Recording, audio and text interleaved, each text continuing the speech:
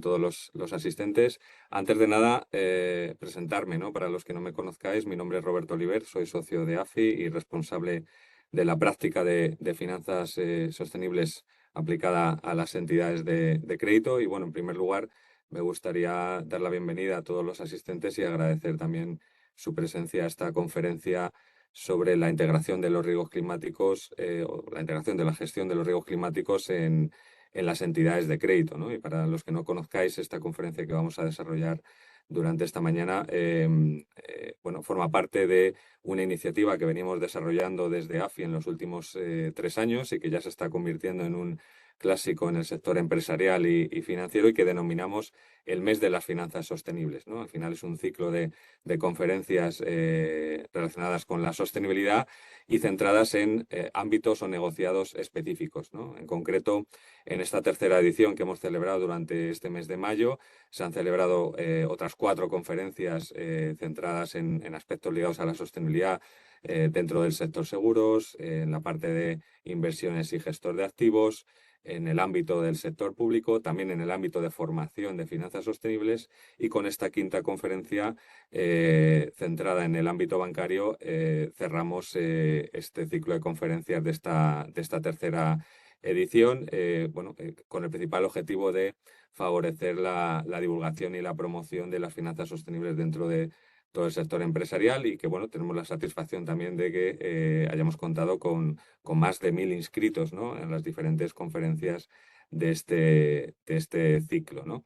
En esta conferencia sobre la integración de riesgos climáticos en las entidades de crédito, bueno, vamos a tener un primer bloque donde vamos a desarrollar de forma breve los aspectos de mayor desafío, ¿no? Actualmente en la integración de los riesgos climáticos desde la visión de AFI, ¿no? Y ahí tanto Jesús Morales, responsable de consultoría financiera y riesgos de AFI, como yo mismo abordaremos este primer bloque, ¿no? A continuación tendremos una mesa redonda donde representantes de las principales entidades de crédito del país, tanto con una visión pública como privada, van a dar su visión sobre los retos actuales de las entidades de crédito, no exclusivamente centrándonos en la parte más climática y ambiental, sino de la sostenibilidad en general. Y ahí, bueno, va a ser una mesa moderada por Claudia Antuña, socia de AFI, y vamos a tener la suerte de contar con un elenco de primerísimo nivel, ¿no? Aquí van a participar en la mesa redonda tanto Blanca Navarro, directora de Estrategia y Sostenibilidad del ICO, del Instituto Crédito Oficial, Eugenio Soya, director de Sostenibilidad de CaixaBank y miembro del Comité de Dirección del banco, y Tony Vallabriga, director global de negocio responsable en BBVA, ¿no? Y a los tres agradecemos también su presencia y su buena disposición que siempre tienen con nuestra casa para participar en este tipo de eventos para divulgar, ¿no? La sostenibilidad y cómo las entidades están abordando esa integración, ¿no? de la parte climática y ambiental. Y por último, también a modo de cierre de la conferencia vamos a tener la oportunidad de escuchar a Mercedes Solano, directora general de supervisión de Banco de España, que nos va a ofrecer la visión supervisora sobre el estado actual que presentan las entidades en cuanto a la gestión de riesgos climáticos, ¿no? Tomando obviamente como referencia pues, las expectativas supervisoras que hay al respecto. ¿Vale? Antes de comenzar también deciros, por un lado, que nuestro equipo de comunicación durante la sesión escribirá a través del chat el buzón a través del cual podéis dirigir preguntas que vayan surgiendo y una vez finalizada la sesión desde AFI daremos respuesta a todas y cada una de ellas con mucho gusto. Y por otro lado también recordad que esta sesión va a ser grabada y que estará a disposición también dentro de nuestro canal de YouTube, seguramente durante el día de mañana, y que por otro lado también se enviará por correo a todos los asistentes un enlace de dicha grabación y también en la presentación que expondremos, sobre todo en la parte inicial que desarrollaremos desde AFI. Así que, bueno, sin más dilación, comenzamos con este primer bloque. Dejadme compartir la documentación.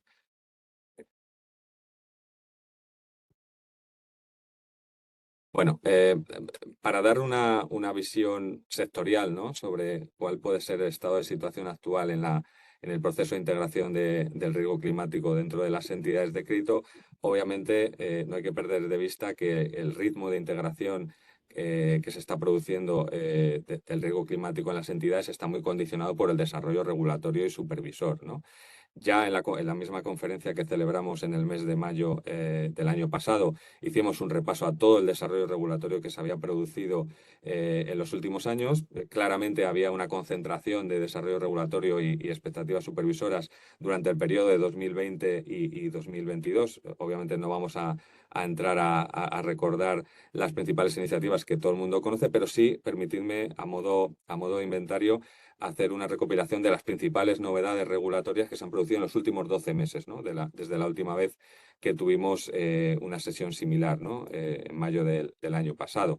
Desde el ámbito regulatorio, las principales novedades están muy ligadas a la divulgación, ¿no? Se sigue considerando la divulgación como el motor de tracción a partir del cual se puede favorecer la aceleración, ¿no? Del proceso de integración de riesgo climático en las entidades. Y ahí es donde se han centrado las principales novedades a nivel regulatorio, ¿no? Simplemente mencionar que por el lado de la Comisión Europea, bueno, sabéis perfectamente que a final del año pasado se aprobó la nueva directiva de divulgación de información corporativa sobre sostenibilidad, conocida por sus siglas en inglés como CSRD, y que bueno, supone un mayor desafío en términos de requisitos de divulgación, tanto cualitativos como cuantitativos, ¿no? Y también introduce una novedad relevante en el perímetro que afecta a las compañías, ¿no? Por parte de esta directiva, ¿no? Venimos de la directiva actual NFRD que aplica aproximadamente a unas 11.000 compañías y nos vamos a ir a una nueva directiva donde va a haber más de 50.000 compañías a nivel europeo sujetas a esta nueva directiva. Por tanto, supone un mayor desafío.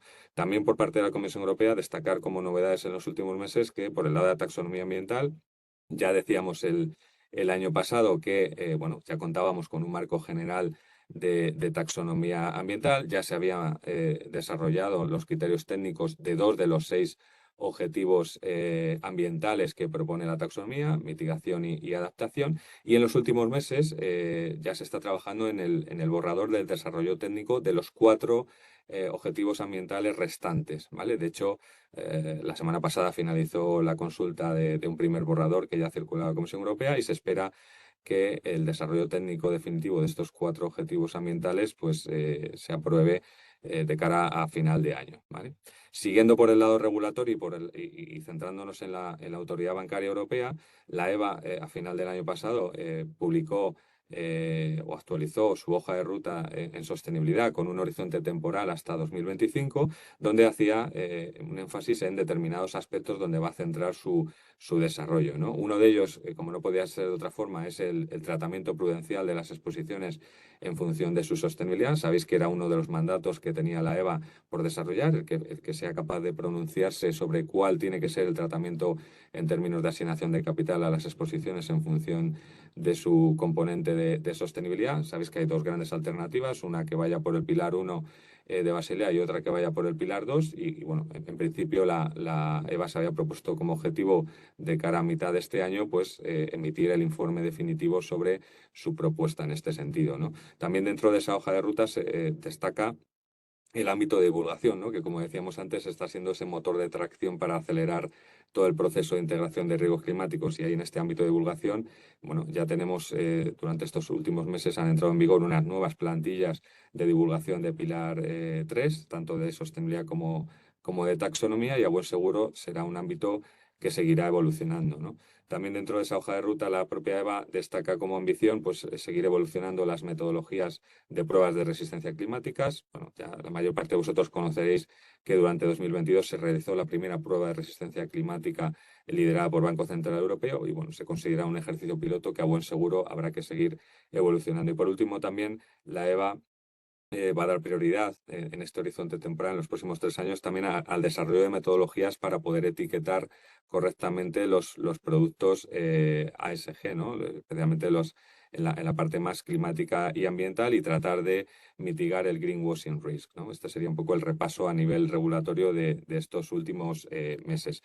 Por el lado del supervisor, el gran hito que se produjo fue a final de 2020 con la publicación de la guía de expectativas sobre cómo gestionar los riesgos climáticos y medioambientales, ¿no? Por el lado de las entidades de crédito, y desde entonces pues el supervisor ha venido realizando un seguimiento cada vez más intenso, tanto en 2021 como en 2022, sobre el grado de evolución de las entidades de crédito para alinearse a estas expectativas, ¿no? Y a buen seguro que Mercedes Solano en la parte final nos dará una visión actualizada de cómo perciben al sector en este sentido.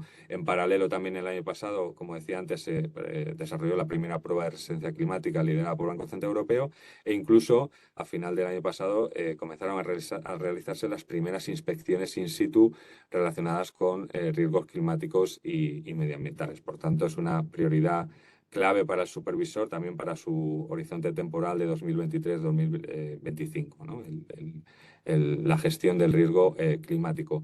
Y por daros una pincelada muy general sobre la visión que tenemos en AFI de la situación del sector, ¿no? Y ordenándolo también por temáticas, bueno, en el ámbito de materialidad y estrategia se percibe un avance en 2022 en el análisis de materialidad que realizan las entidades de crédito. Sabéis que es quizá la base sobre el proceso posterior de integración de riesgo climático, el hacer primero un análisis de cuál es el nivel de exposición que puede tener cada entidad al riesgo climático, tanto en su vertiente más ligada al riesgo físico como en su vertiente más ligada al riesgo de transición, y en ese sentido las entidades han ido avanzando durante 2022 en desarrollar este tipo de ejercicios. De hecho, este avance, esta evolución se traduce también incluso en el número de entidades que declaran tener una exposición material al riesgo climático, ¿no? En 2021 se situaban en alrededor del 50%, y ese porcentaje ha subido de forma significativa durante 2022, llegando ya a un 80% de las entidades que declaran tener una exposición material al riesgo climático, y a buen seguro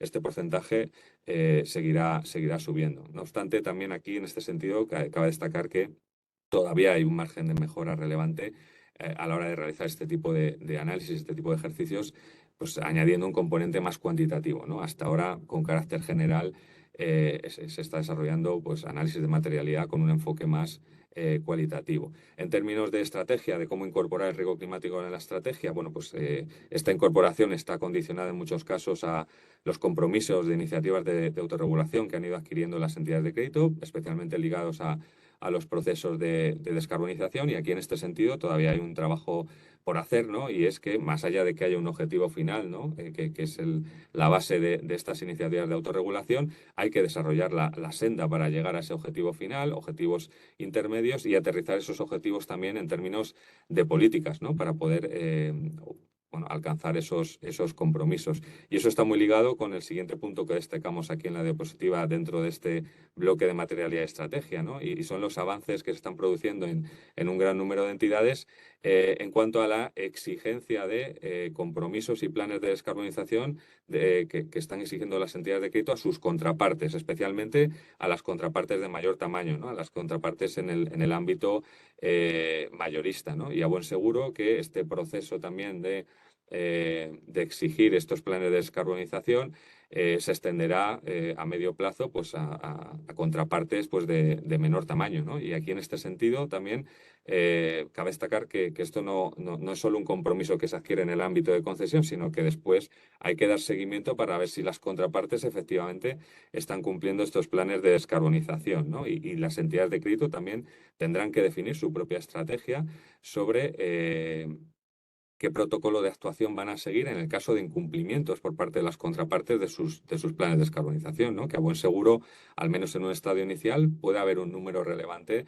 de incumplimientos. Y aquí seguramente nos encontraremos estrategias diferentes en función de las distintas entidades de crédito, ¿no? Y esto es posible que también se comente durante la mesa redonda que celebraremos a continuación. En el ámbito de gobernanza, bueno, hay un avance relevante, ¿no? Por parte de las entidades de adaptar su estructura de gobernanza para incorporar el tratamiento del riesgo climático, y quizá el mayor desafío que está por delante es precisamente operativizar el diseño de esa nueva gobernanza, ¿no? Y esto va a estar muy condicionado, obviamente, por la existencia también de datos para que las entidades pues, bueno, puedan reportar también a la alta dirección y a sus diferentes comités y comisiones cómo evoluciona el perfil de riesgo climático, ¿no? Y también en este sentido, en el ámbito de gobernanza, destacar que bueno, ya se percibe también un mayor avance en la incorporación dentro del modelo de 3 líneas de defensa de la entidad de la incorporación del tratamiento del riesgo climático y de establecer determinados controles que permitan mitigar el greenwashing risk, ¿no?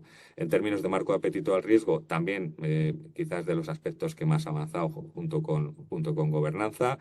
Con carácter general, las entidades ya han ido incorporando en su declaración cualitativa de apetito al riesgo el riesgo climático y medioambiental, y también en la declaración cuantitativa se están incorporando determinadas métricas y límites, como por ejemplo pues, límites a sectores de elevada vulnerabilidad a riesgos de transición, ¿no?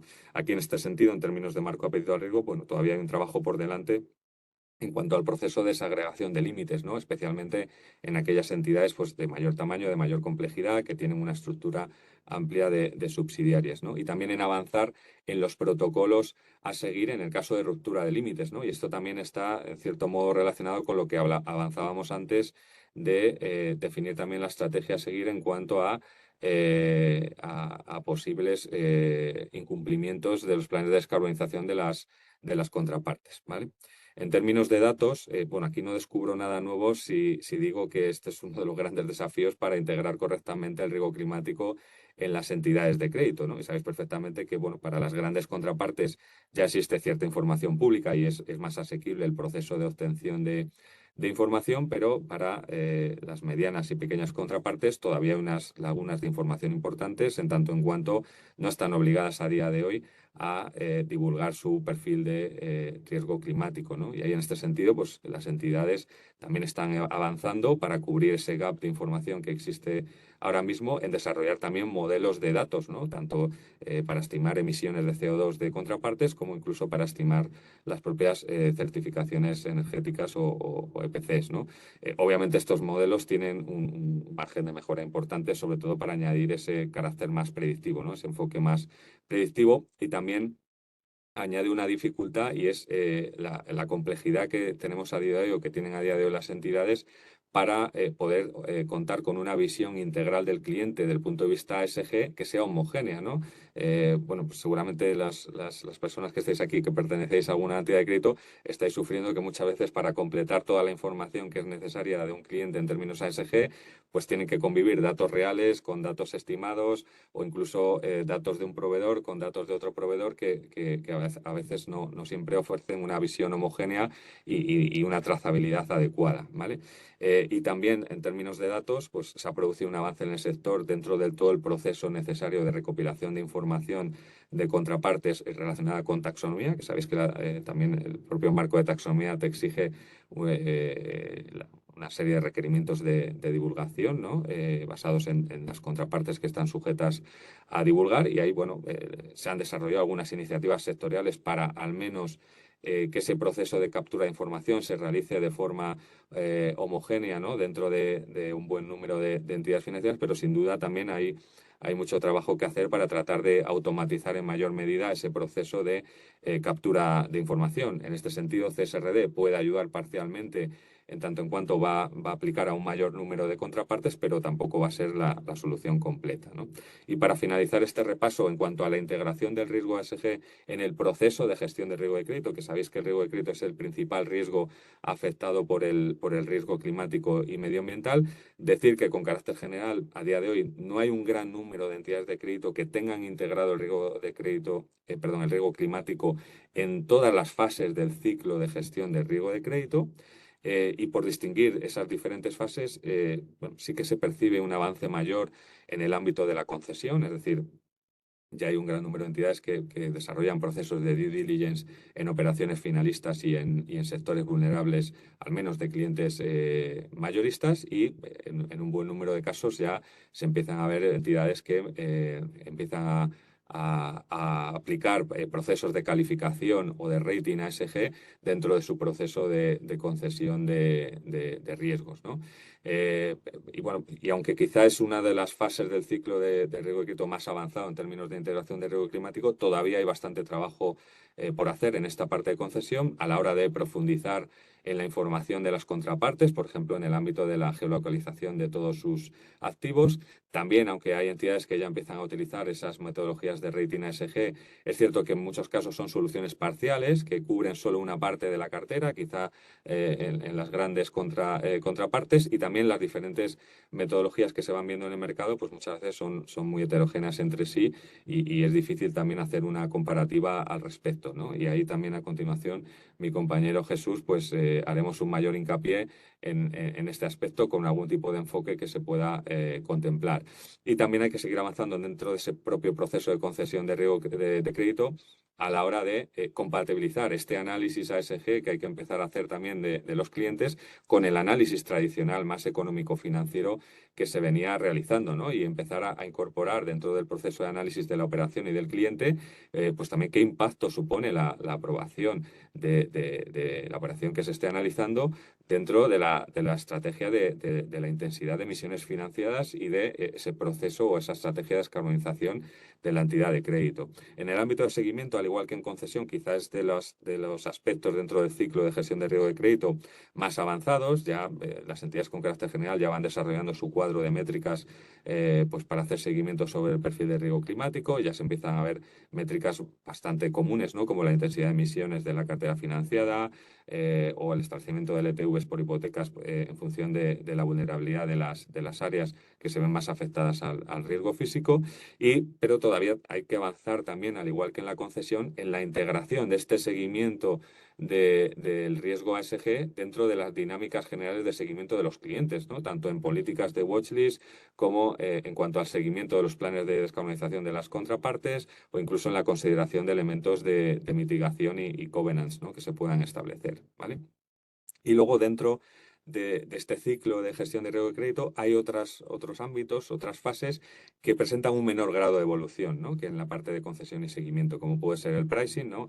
La aplicación de pricing diferenciado para financiación verde, pues todavía está en un estadio inicial y sin duda todavía tiene un recorrido importante. Y en cuanto a la gestión de colaterales, bueno, ya se empieza a ver en algunos casos la incorporación de límites en las políticas de admisión, por ejemplo, en el ámbito de financiación de inmobiliario, en función de la materialidad del riesgo físico de los activos que se estén analizando, pero bueno, todavía tiene un cierto recorrido para que se generalice más a nivel sector, ¿no? Y luego, por otro lado, también comentar que todavía hay una evolución importante que asumir y es considerar el impacto en la valoración del colateral y la potencial aplicación de haircuts por riesgo físico, ¿vale? Y también dentro de los ámbitos que todavía tienen un mayor recorrido, destacamos la integración de los riesgos climáticos y ambientales en el propio ICAP, ¿no? Esta es una expectativa supervisora y hasta ahora es cierto que con carácter general las entidades están abordando un enfoque más cualitativo, ¿no? Y aquí el propio supervisor, seguramente Mercedes lo mencionará al final, ya ha establecido un deadline para final de 2024 donde se espera que todas las entidades ya hayan realizado una integración completa del riesgo climático en el ICAP con un enfoque más cuantitativo. ¿Vale? Y bueno, a continuación, mi compañero Jesús Morales nos dará alguna pista sobre qué tipo de enfoques abordar en los aspectos que suponen un mayor desafío dentro de esta integración del riesgo climático en las entidades, ¿no? Como puede ser precisamente este aspecto de la integración en el ICAP y también esos procesos de diligencia de vida ambiental y social que hay que empezar a incorporar dentro de la gestión de riesgos y especialmente cuando hablamos de las metodologías de rating ASG, que como decía, hasta ahora tenemos soluciones parciales que no nos dan una visión a nivel cartera y bueno, Jesús nos va a dar algunas pistas sobre cómo se podrían enfocar estos dos principales desafíos. Eso es. Gracias, Roberto. Pues efectivamente, con el análisis que nos ofrecía Roberto, parece que queda claro que detrás de este nuevo enfoque supervisor y regulatorio hay un cambio de paradigma, donde a partir de ahora las entidades no se van a tener que enfrentar exclusivamente, como lo han hecho hasta ahora, a modelizar episodios de riesgo económico financiero o magnitudes macroeconómicas y financieras que puedan impactar en sus riesgos tradicionales, sino de qué manera incorporamos estos otros riesgos de una naturaleza no financiera y singularmente en lo que hoy nos ocupa de una naturaleza climático-medioambiental.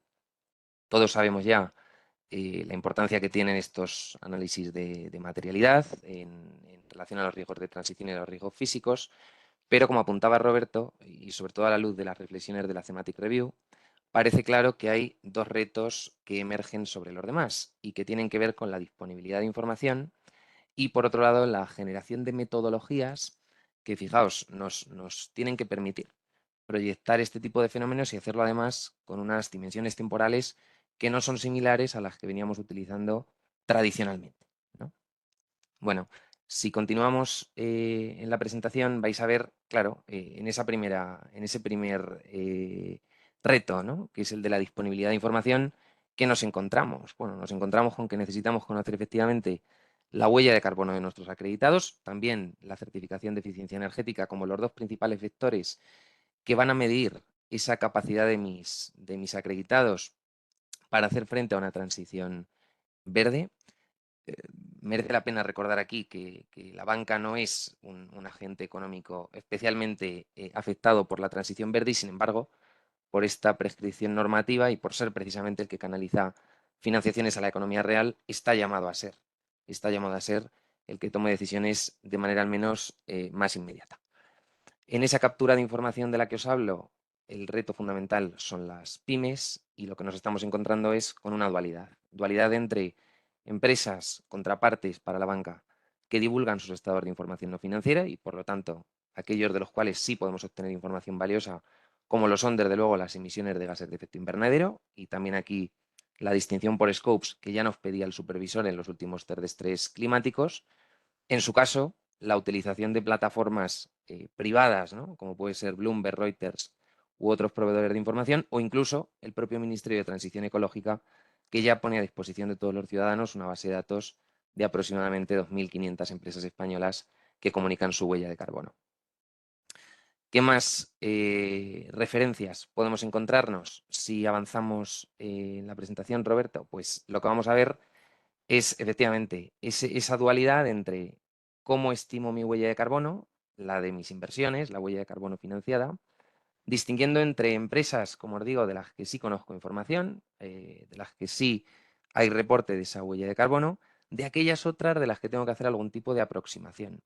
Esas aproximaciones se van a basar fundamentalmente en estimaciones, en estadísticas sectoriales, que por tanto tendrán en el sector de actividad de la contraparte uno de los vectores fundamentales, y por otro lado también, para encontrar el anclaje con el tamaño relativo que tiene la empresa a la que estoy financiando, pues probablemente un vector como puede ser la facturación. Recordemos que la intensidad de la huella de carbono, tal y como lo definió el Banco Central Europeo en el último test de estrés climático, el de 2022 que apuntaba Roberto, precisamente relacionaba esas dos magnitudes, las emisiones de CO2 sobre los revenues, sobre la facturación media de los últimos 3 años. El reto entonces estará en conocer cuáles son las emisiones de mi sector para todos aquellos acreditados, fundamentalmente pymes, donde no dispongamos de información real.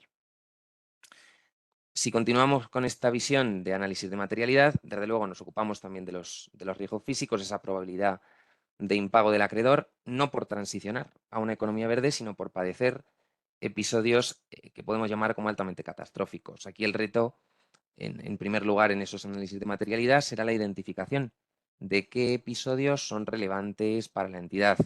La distinción, siquiera descriptiva, ¿no? O más cualitativa, de unos riesgos de naturaleza crónica y de naturaleza aguda, estos últimos intensos, ¿no? de mayor frecuencia e intensidad y agravados precisamente por el cambio climático, como pueden ser los incendios, como pueden ser las inundaciones fluviales, el estrés hídrico, y otros de naturaleza crónica que, como el propio término indica, cronifican, es decir, se perpetúan en el largo plazo y generan un daño en el ecosistema o en el medio ambiente, si queréis, irreversible.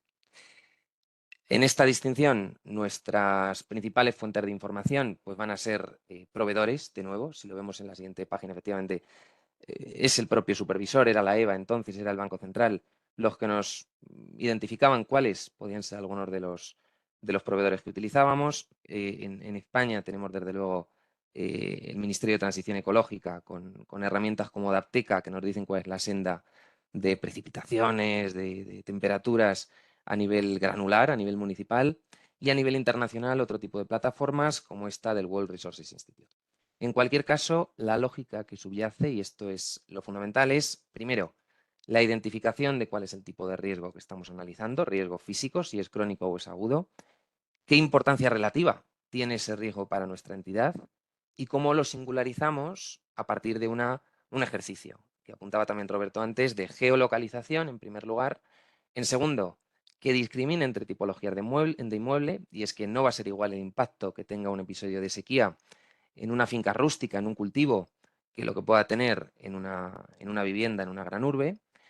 Y por último, y esto también es importante y es uno de los retos que conformarán también la estimación de las LGDs cuando incorporemos estos análisis a nuestros parámetros de riesgo, es la existencia o no de seguros. Si existe algún tipo de acuerdo de cobertura que permita mitigar los impactos relacionados con el riesgo físico que está siendo analizado. Ya sea esta cobertura propia de la entidad financiera o de otras instituciones de seguros, o en su caso también que haga parte del esquema nacional público o si queréis del Consorcio Nacional de Seguros en nuestro país.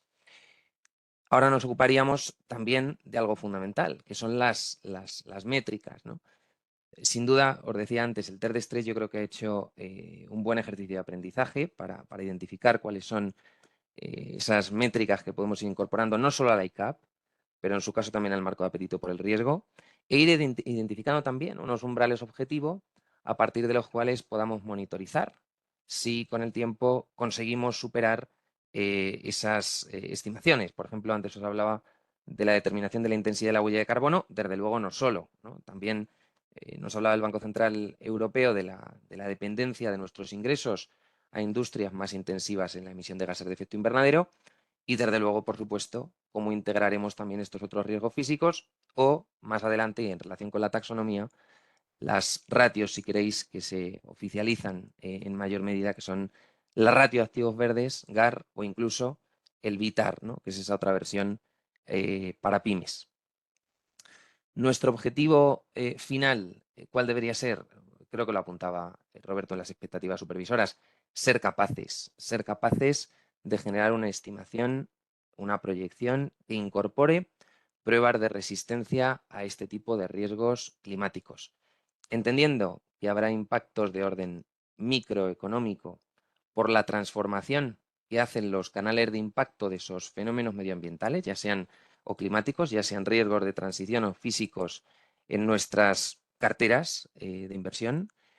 Y por otro lado también esos otros canales macroeconómicos que pueden ser relevantes al análisis y que tengan más que ver con efectos de segunda ronda que se puedan estar produciendo en otros sectores más afectados por la transición y que indirectamente lastran la economía. Este es el reto fundamentalmente que enfrentarán en los próximos ICAP las entidades, ¿no? Cómo cuantificamos, cómo modelizamos este tipo de escenarios climáticos adversos. Y hay una segunda derivada, que comentaba también Roberto antes, ¿no? Os hablábamos de metodologías, también merece la pena hablar de datos, ¿no? De dónde obtengo esta información y sobre todo cuando se trata de pymes, Fijaos, la información la necesito ya no solo con una vocación finalista de ser capaz de hacer un ejercicio supervisor ambicioso, como son las pruebas de resistencia, también y en primer término para decidir si en un proceso de concesión, concesión y evaluación de las operaciones, en un proceso de diligencia de vida, yo estoy considerando también el factor climático, entendiendo que hoy ese factor se puede traducir en un mayor riesgo, singularmente en un mayor riesgo de crédito. Claro, para hacer este diagnóstico contamos con mucha información cuando nos enfrentamos a acreditados, como decíamos antes, que son grandes corporaciones, ¿no? Y sin embargo es más difícil hacerlo cuando nos tenemos que enfrentar a la evaluación de una pyme. En ese ejercicio, con el objetivo de conseguir un rating ESG, singularmente de pymes, tendremos que construir una información, si queréis, estandarizada, asequible, cómoda, para que la pyme reporte también estos datos y nosotros tengamos información de un cliente que ya también tiene riesgo por ese vector climático. ¿Cómo hacerlo? Es la pregunta. Bueno, pues aquí os enseñamos la lógica con la que viene trabajando AFI, ¿no?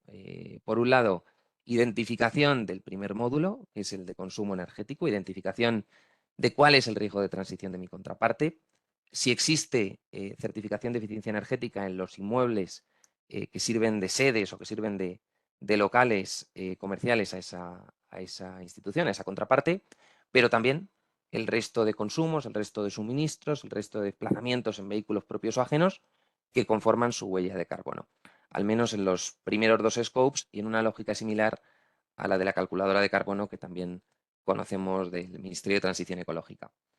Esta visión, como digo, más integral, debería también permitirnos generar otra serie de cuestiones, otra serie de aspectos más cualitativos que no sean puramente climáticos, pero que cada vez más serán también aspectos relacionados con esos otros retos sociales y de gobernanza que también debemos exigir a nuestro cliente si queremos, como nos piden los supervisores, hacer frente a un rating ESG, donde consideremos, como digo, las tres vertientes, ¿no?, de la sostenibilidad.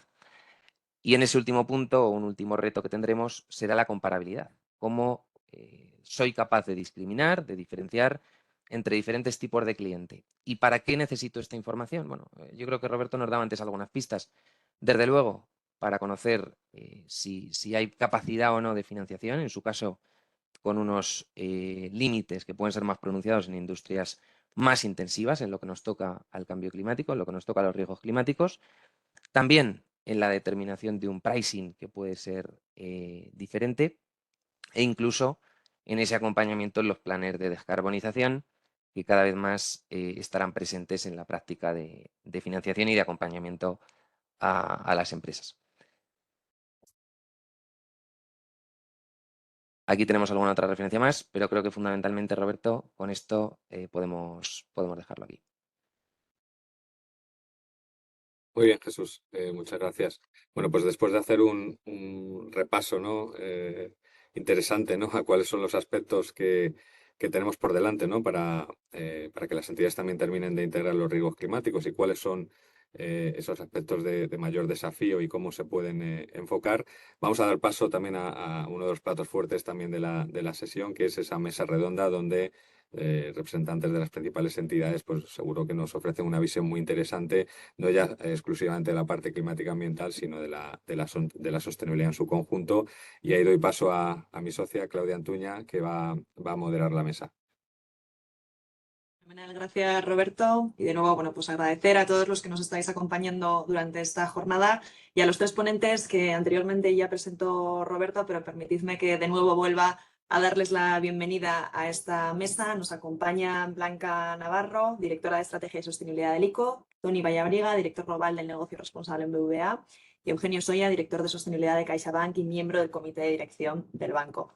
Muchas gracias por estar con nosotros y como adelantaba Roberto, la idea, ¿no?, de esta mesa, bueno, pues es poner en común las prácticas, ¿no?, las mejores prácticas de la industria a la hora de atender todos esos retos, ¿no?, que ya nos han ido adelantando Jesús y Roberto que tenemos por delante en materia de sostenibilidad. Vamos a, por supuesto, hablar de cambio climático, vamos a hablar de riesgos, pero creíamos que también, ¿no?, aportaba valor el dar esa visión más completa, ¿no?, de la estrategia de sostenibilidad de las entidades de crédito y cómo es esa aplicación práctica. No obstante, antes de lanzarnos, ¿no?, a comentar y a poner en común cómo estamos atendiendo, ¿no?, esos retos más inmediatos, pero también aquellos de medio y largo plazo, sí me gustaría, ¿no?, y a modo también de introducción, que Toni, Blanca, Eugenio, bueno, pues también pusierais, ¿no?, en común cuáles han sido esos principales hitos, ¿no?, que habéis acometido en el último año, año y medio, un periodo, ¿no?, indudablemente pues, muy intenso, seguro, a nivel de sostenibilidad, de cumplimiento regulatorio, de buenas prácticas de mercado, pero bueno, que sirva también un poco, ¿no?, para poner en valor esos pequeños pasos que habéis ido acometiendo. No sé quién quiere empezar. Os dejo que os lancéis. Venga, Eugenio, por ejemplo, te veo. No te oímos, Eugenio.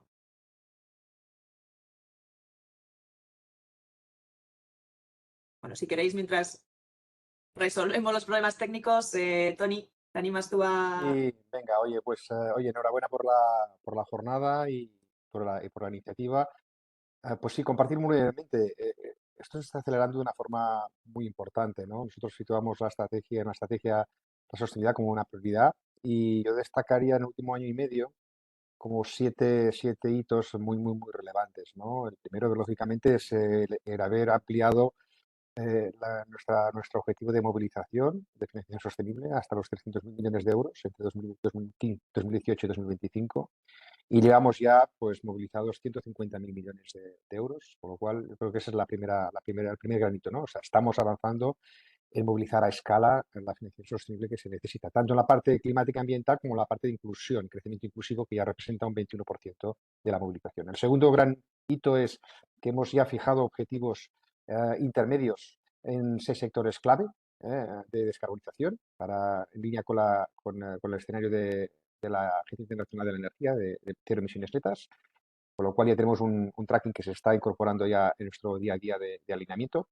El tercer gran hito, diría que hemos creado pues esta área de sostenibilidad, reportando también al consejero delegado y al presidente como auténtico motor para definir un modelo de transformación del grupo a nivel transversal. Eso para nosotros también es algo fundamental.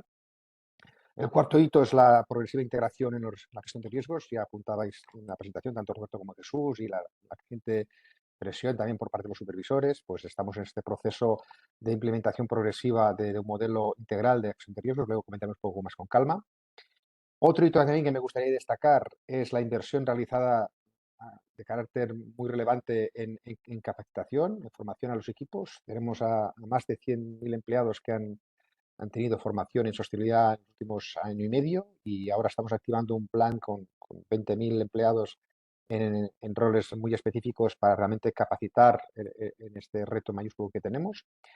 El sexto hito que señalaría es la incorporación plena de objetivos de compensación variable vinculados a sostenibilidad.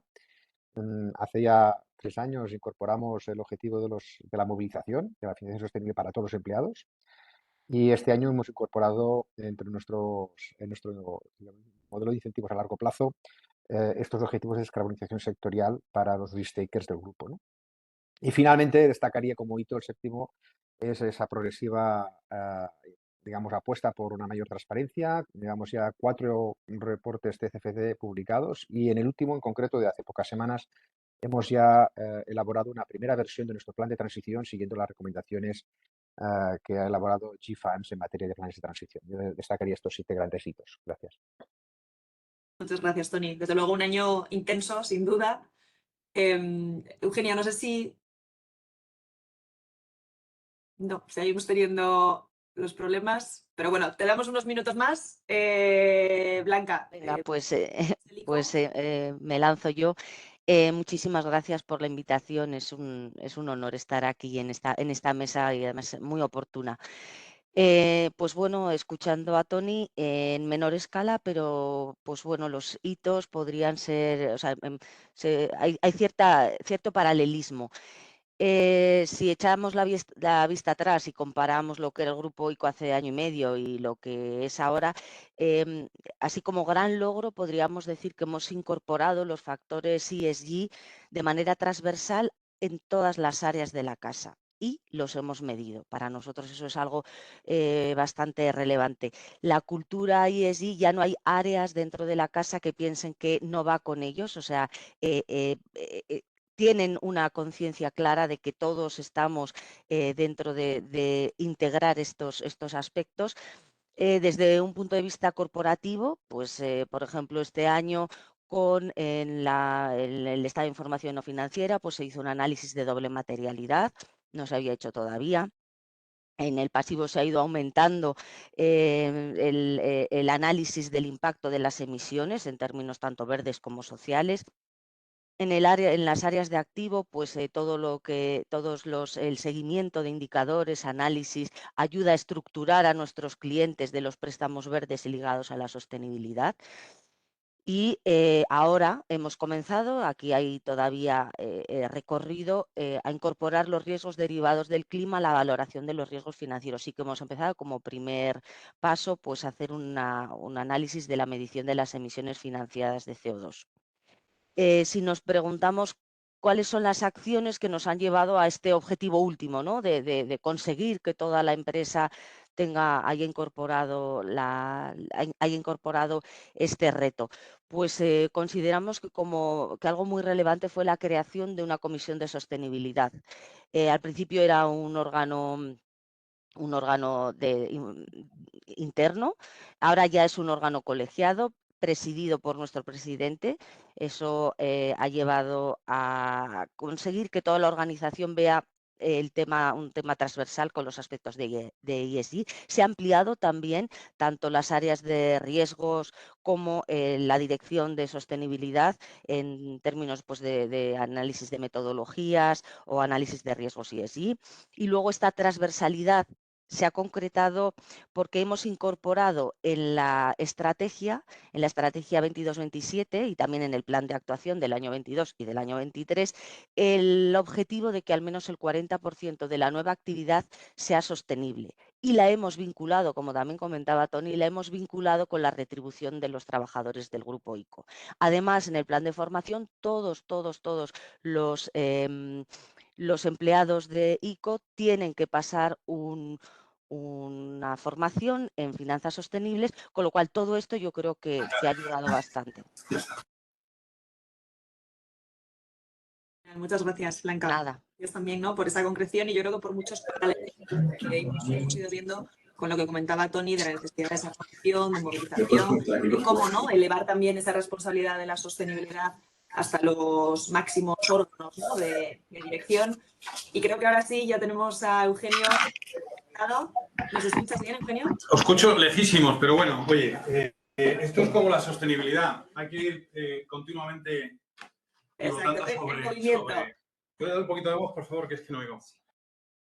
Fenomenal. Eugenio, pues Blanca y Tony, ¿no? Nos contaban esos principales hitos, ¿no? que han ido desarrollando, en el que decíamos pues, que había también muchos paralelismos. Desde vuestro lado, desde Caixa, ¿qué es lo que no señalarías o identificarías como más relevante, ¿no? que habéis acometido en el último año y medio? Sí, bueno, lo primero que quería agradecer a AFI, primero este tipo de jornada, este tipo de mes de la sostenibilidad que de alguna manera nos ayudáis a todos a divulgar, ¿no? y a concienciar, ¿eh? Que no es sencillo en este mundo de la sostenibilidad, eso partimos por ahí, ¿no? En segundo lugar, pues contéis con nosotros, con CaixaBank en esta ocasión también, ¿no? Decía Roberto al principio que la predisposición siempre es buena, pero es que con vosotros es muy fácil, ¿eh? Siempre la cercanía que yo he sentido de AFI hacia la CaixaBank, pero también hacia otros momentos del tiempo, hacen que de alguna manera nos comprometamos también con este tipo de jornadas. Bueno, yo me gustaría empezar diciendo que nosotros partimos de una base muy positiva en CaixaBank, ¿no? En primer lugar, por nuestro ADN social, ¿eh? Nosotros tenemos un origen fundacional que tiene un impacto, un efecto social. Es una forma diferente de hacer banca, que siempre hemos dicho, con una finalidad social, que adicionalmente se robustecía por una gobernanza francamente, que ha evolucionado en el tiempo. Y la tercera, yo creo que habíamos avanzado en la gestión de esos riesgos. Sin embargo, el Consejo de Administración del Banco hace ahora 18 meses, ante los cambios tan profundos, tan singulares, especialmente en el mundo de la pero también en la sostenibilidad en general, quería, con diferentes objetivos, básicamente integrar todos estos aspectos de sostenibilidad en el día a día del banco, ganar un posicionamiento también de mercado, pero también contribuir a esta transición. Nosotros, desde el Consejo de Administración, entiende que esta transición es una gran reconversión industrial de muchas industrias al mismo tiempo de manera acelerada y que, evidentemente, esto impacta en los status quo de los sectores y habrá sectores que ganen y sectores que vean ampliado su perímetro competitivo y, por tanto, tenemos que ayudar a la sociedad. Bueno, pues tomamos tres grandes decisiones, yo creo, ¿no? La primera, la habéis comentado también, he oído así por partes, pero creo que la habéis comentado los dos, ¿no? En primer lugar, yo creo que la primera decisión más singular es crear una dirección de sostenibilidad que aglutinara todos estos aspectos, ¿no? La sostenibilidad es tan amplia que siempre digo internamente, permitidme la broma, que solamente falta el servicio médico, porque prácticamente todas las unidades del banco están participando de una manera activa, ¿no? Entonces, esa transversalidad, esa dispersión, bueno, pues a la medida que creas una unidad única, permite aglutinar todo esto, ¿no? Una unidad a nivel de comité de dirección, en dependencia del CEO, donde también creamos, creo que se ha dicho anteriormente, Blanca, que ha dicho, que creamos un comité de sostenibilidad que aglutinara todas las inquietudes de todo el banco, no solamente del banco en términos de CaixaBank S.A., sino de todas las filiales que tenemos. Y luego yo creo que la gobernanza más singular está relacionada con la Comisión de Nombramientos y Sostenibilidad, que es un poco a la que reportamos habitualmente, y el resto, ¿no? Y el resto de comisiones, porque este mundo todavía nos obliga a saber o a decidir qué tenemos que ir qué tiene que llevar cada comisión, ¿no? Esto de alguna manera le daba consistencia a la estrategia, le daba priorización y también eficiencia, ¿no? en el proceso. Por tanto, actuábamos de orquestadores. El segundo gran punto, me parece que es más relevante, es la incorporación de la sostenibilidad en la estrategia del banco. El año pasado lanzamos un plan estratégico 22-24, donde tenía 3 piezas, ¿no? ¿Qué hacemos crecer el negocio? La mejor propuesta de valor para nuestros clientes, punto 1. El segundo sería el modelo de atención eficiente, adaptado a los diferentes segmentos del banco. Y la tercera, repito, uno de los 3 pilares estratégicos del banco es aspirar a ser un referente en sostenibilidad a nivel europeo, ¿no? Ese sería el segundo bloque. El tercer punto que me parece más relevante está relacionado con el apoyo que nos otorgó el Consejo y también el empujón que nos dio, ¿no? Para lanzar un plan director de sostenibilidad, un plan de banca responsable, un plan de banca sostenible 2022-2024 que guiara a modo de hoja de ruta, a modo de testigo, bueno, para alcanzar ese objetivo de ser un referente en Europa, ¿no? Un plan que no es de sostenibilidad, es un plan que es transversal, que lleva aparejado 300 proyectos a 3 años, que emana bottom-up, aunque hay una priorización top-down, con un owner por cada proyecto, con un presupuesto, con una planificación, una priorización, un plan que nosotros creemos que es robusto, aunque es flexible, porque este mundo requiere mucha flexibilidad y mucha capacidad de incorporación de nuevos requerimientos, nuevos requisitos, y que se basaba en 3, y ya termino, por un lado, en 3 puntos. Uno, y cómo promovíamos una cultura responsable desde el punto de vista de rendición de cuentas, de transparencia, pero también de gobierno interno de las personas, en términos de inclusión, de diversidad y de equidad interna. En segundo lugar, impulsar la transición, cómo facilitábamos la canalización de recursos verdes, pero también cómo descarbonizábamos nuestra cartera y también cómo incorporamos, creo que lo decíais hace un rato, en todo el proceso de gestión, no solamente la admisión, sino en todo el proceso de gestión, estos riesgos climáticos, pero también los sociales, cuando vayamos teniendo más información. Y en tercer lugar, el impacto positivo. Para nosotros es clave, ¿no? En este ámbito, tanto la inclusión financiera como la inclusión social, como también todo lo derivado de la formación y la educación, ¿no? Hemos pasado el Ecuador, dentro de unas semanas tenemos el primer 50% del plan y estamos muy, muy, muy satisfechos con los primeros resultados, no solamente en términos de KPIs, que esto es en términos de tracción, en términos de progreso interno, que es un poco a lo que venimos, ¿no? Es decir, a incorporar la sostenibilidad en el día a día del banco. Esto es un poco las tres grandes líneas. Muchas gracias, Eugenio. Yo creo que un mensaje común, ¿no?, es precisamente esa transversalidad que comentabas, Eugenio, ¿no?, y que refleja, pues, la necesidad de integrar esa sostenibilidad a lo largo, ¿no?, de toda la estrategia.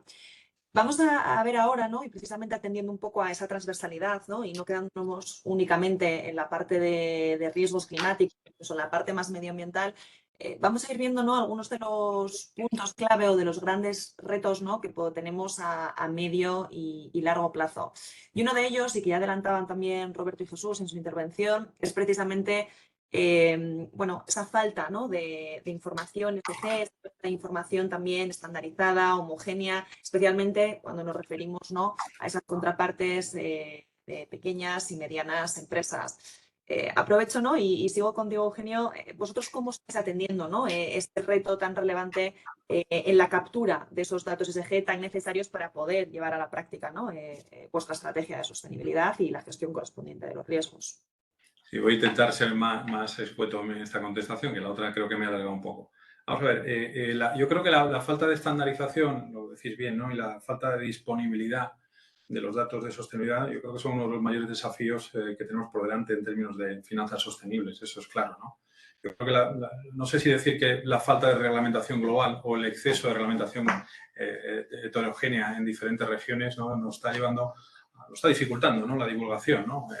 Nosotros somos básicamente empresas que utilizamos datos de terceros y si no hay una obligación en las corporaciones, evidentemente la voluntariedad, la divulgación desigual o, si queréis, la inconsistencia en muchos casos hace que perdamos credibilidad también nosotros, porque estamos comparando cosas con cosas que realmente no se pueden comparar, ¿no? Es verdad que esto va por sectores, va por tamaño de empresas, incluso por regiones, si me permitís, ¿no? En definitiva, hay diferentes estándares que nos están dificultando el avance. Esto es muy relevante, como digo, porque para nosotros los datos son la materia prima para poder identificar qué es producción verde, qué está alineado con la taxonomía o qué no, qué activo es susceptible de ser colateralizado para hacer una emisión verde o social y bueno, realmente esto no lo tenemos bien enganchado todavía, ¿no? A nivel sectorial, ¿no? Si queremos ayudar o contribuir a la evolución de la descarbonización de las carteras y ahora a nuestros clientes, tenemos que tener información suficiente en términos de profundidad para que nos ayuden para poder ayudarles, ¿no? Todavía el nivel de proxies es muy alto, ¿no? Yo me circunscribo un poco, me retrotraigo a los test de estrés, ¿no? Que cuando decimos cuando vemos los grandes porcentajes de proxies que ha utilizado la banca europea en términos de estrés test, bueno, marca un poco dónde estamos, ¿no? Bueno, las contrapartes aún están lejos. Es verdad que la distancia es inversamente proporcional al tamaño. A más tamaño, más cerca. Y al contrario, ¿no? Cuanto más vas bajando en facturaciones, te vas encontrando muchas más dificultades en términos de obtención de datos, ¿no? Yo también me gustaría decir que aún queda, por tanto, mucho camino que recorrer, pero yo quisiera ser un poco optimista. Yo creo que veo no sé si el comienzo, el principio del inicio de algo, pero sí que veo una luz al final del túnel que nos tiene que permitir claramente avanzar, ¿no? Yo creo que la regulación va a empujar de alguna manera a las grandes y a los proveedores de proveedores de proveedores y en algún momento del tiempo, a no mucho tardar, nos encontraremos con una información mucho más fiable, ¿no? Dicho esto, la divulgación en sí mismo, aunque tenga mucho proxy, tiene valor. Es decir, desde mi punto de vista hay miles de razones para no divulgar, pero también hay miles de razones para divulgar, siempre y cuando se haga en base a una metodología clara, muy bien definida, que se explicite claramente el nivel de la calidad de la información que estás divulgando, cómo estás haciendo esa aproximación o, como digo, qué metodologías o qué criterios estás utilizando. Yo, desde mi punto de vista, esto ayuda al proceso en sí mismo, ¿no? Nosotros estamos lanzando dos líneas. Una, en esas metodologías, en el establecimiento de esos criterios, esas guías, esos procedimientos internos que nos permiten, bueno, pues aunque sean móviles, pero nos permiten ir generando trazabilidad en el proceso. Y la segunda, lanzamos un proyecto al amparo del plan director que os decía hace un momento, de captura de información tanto interna, es decir, cómo acopiamos información desde los transaccionales del banco, y eso lo tenemos bastante aquilatado, y cómo alimentamos las bases de datos con información externa. Me gustaría terminar diciendo, nosotros este mundo de la sostenibilidad lo vemos como muy colaborativo aún. Creo que no debemos pasar todavía a la fase de competición. Y dentro de los ángulos cooperativos, este es uno claro. Yo creo que claramente el dato en sí mismo no vale nada. Aquí hay datos en términos de sostenibilidad que no valen nada a menos que los utilices dentro de tus estrategias, dentro de tus modelos. Por tanto, iniciativas industriales o de todo el sector podrían llevar a que costes hundidos que estamos teniendo muchas de las entidades nos permitan, bueno, pues avanzar más rápido. Más rápido y además invertir en otro tipo de proyectos que seguro que nos van a ser mucho más rentables para todos. Gracias, Eugenio. Toni, vosotros cómo lo veis, ¿no? ¿Cómo estáis pues también intentando, ¿no?, solventar quizás ese estado todavía de madurez muy temprano, ¿no?, en el que estamos en esa fase quizás de transición, ¿no?, o progresiva? Coincidís, ¿no?, con Eugenio en el uso, pues, de proveedores, de fuentes terceras, de hacer una combinación, ¿no?, también de datos de recogida. ¿Cómo lo estáis afrontando, ¿no?, desde el banco? Sí, yo creo que muy buenos puntos los que ha comentado Eugenio y coincidimos plenamente, ¿no? Y especialmente también en el último de la importancia de la colaboración en este momento en el que todavía hay muchas piezas que tenemos que construir un poco entre todos, ¿no? Nosotros, efectivamente, el tema de los datos es uno de los grandes desafíos, evidentemente, y tenemos dentro de nuestro plan una línea de trabajo específica liderada por el equipo de data que yo compartiría como algunas claves, ¿no? O sea, lo primero es que dada la transversalidad que hemos dicho todos, ¿no? De la sostenibilidad, ¿no? Es fundamental que cuando haces un proyecto de características, digamos, ambiciosas a nivel de datos, tengas una visión única, ¿no? Especialmente para un grupo como BBVA, donde tenemos varias bancas y tenemos países con bancos en varios países que efectivamente y áreas que necesitan datos, a veces son los mismos datos, pero desde otra perspectiva y para otro uso, desde el punto de vista de riesgos, desde el punto de vista de engagement con el cliente, desde el punto de vista de reporting, o tienes un modelo de gobernanza muy potente, muy anclado, en el que efectivamente haya una coordinación plena, o realmente puede ser realmente un reto todavía más titánico, ¿no? Más allá de la disponibilidad del dato, ¿no?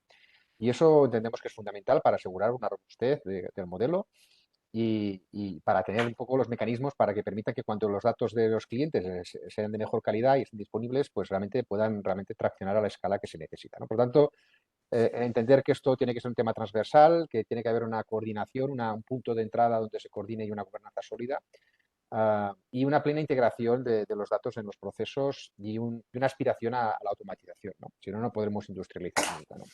Luego, otro aprendizaje que estamos viendo, y a pesar de que hoy hemos hablado mucho de pymes, y que eso es muy importante, ¿no? Nosotros hemos puesto el foco en la parte de transición en los sectores más intensivos en emisiones, que son los que define de alguna forma la Net Zero Banking Alliance a la hora de definir metas de descarbonización, ¿no? Son 9 sectores que de forma directa o indirecta representan el 90% de emisiones en el mundo, ¿no?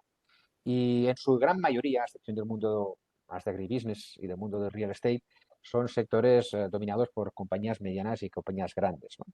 Ahí todavía nos queda mucho por avanzar, ¿no? Y por lo tanto, trabajamos efectivamente con proveedores terceros que nos facilitan información, bases diversas, tanto de información pública como de otro tipo de información que es pública, pero que de alguna no son información tradicional de reportes de empresas, ¿no? Sino que puede ser otro tipo de información más industrial, ¿no?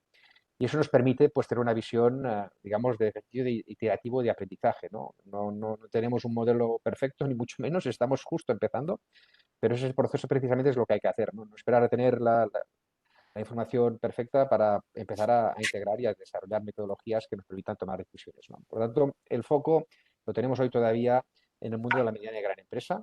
Y el mundo de la pyme, evidentemente, va a ser un reto titánico, pero de momento estamos, repito, insisto, desde el punto de vista digamos, de alcance, estamos sobre todo asegurando que estos nuevos sectores tengamos la información la mejor calidad posible, ¿no? Y esa es un poco la aproximación que estamos teniendo. Y efectivamente en el riesgo de físicos sí que estamos haciendo, pues ya, como se apuntaba antes también Jesús, ¿no? Pues oye, pues empezamos a modelizar y estimar pues, certificados de eficiencia energética, no solo en España, sino también en otros países donde no existe ese tipo de documentación.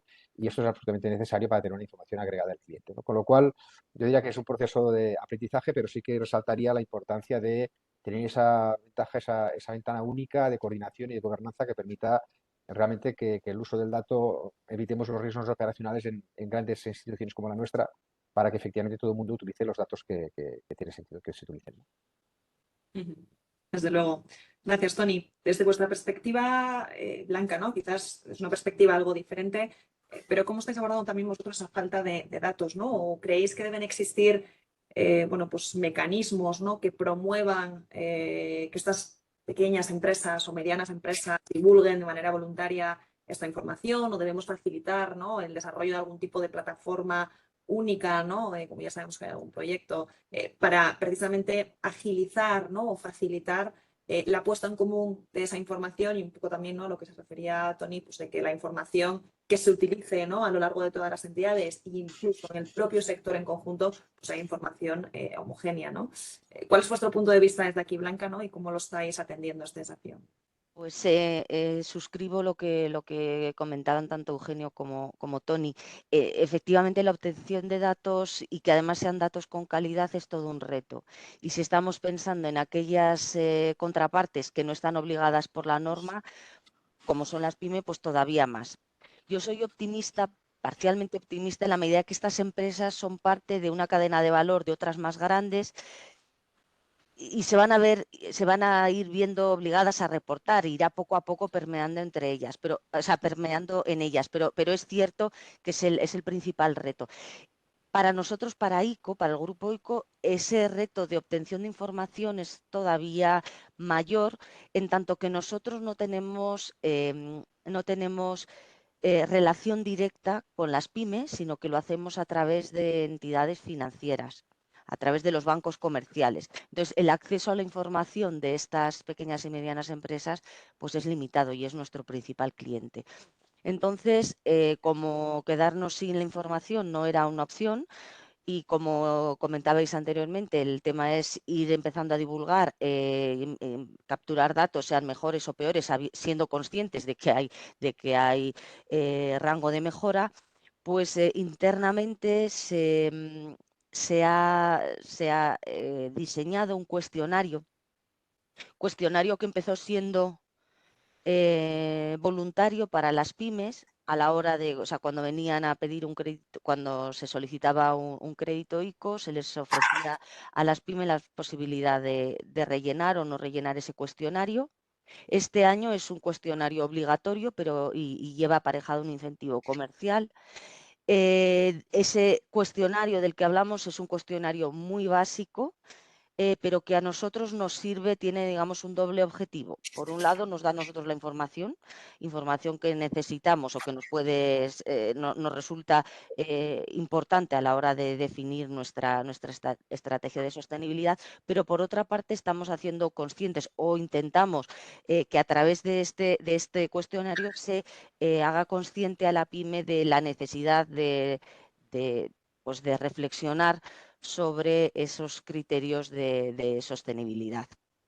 A ver, es cierto que en este momento el objetivo es no abrumar a las pymes, o sea, la idea es ser proporcionales, pero bueno, pero sí que considera proporcionales al tamaño y a las capacidades, pero sí que, bueno, pues nos ha parecido relevante y por eso os lo comentamos, bueno, pues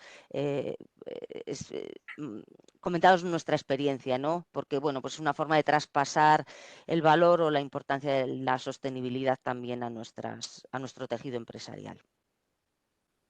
Gracias, Blanca. Desde luego es un punto muy relevante, ¿no? Y el tratar también de hacer ver o de ayudar a las pymes de que esto no se entienda únicamente como un requisito o un, bueno, pues un engorro adicional, ¿no? De información que tengo que ofrecer, sino pues también que les sirva para identificar, ¿no? Esas potenciales cuestiones que son relevantes también para el desarrollo de su propio negocio.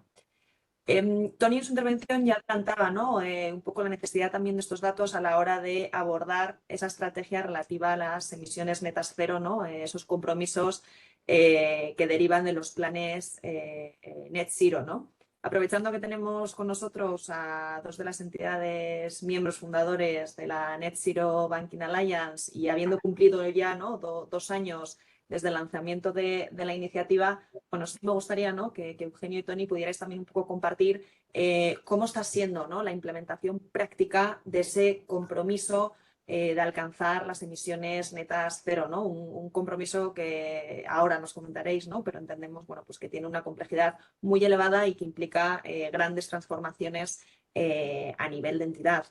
Eugenio, ¿cómo lo estáis haciendo, ¿no? ¿Cómo estáis llevando a la práctica en vuestro día a día, ¿no? en esa transformación del día a día de la entidad?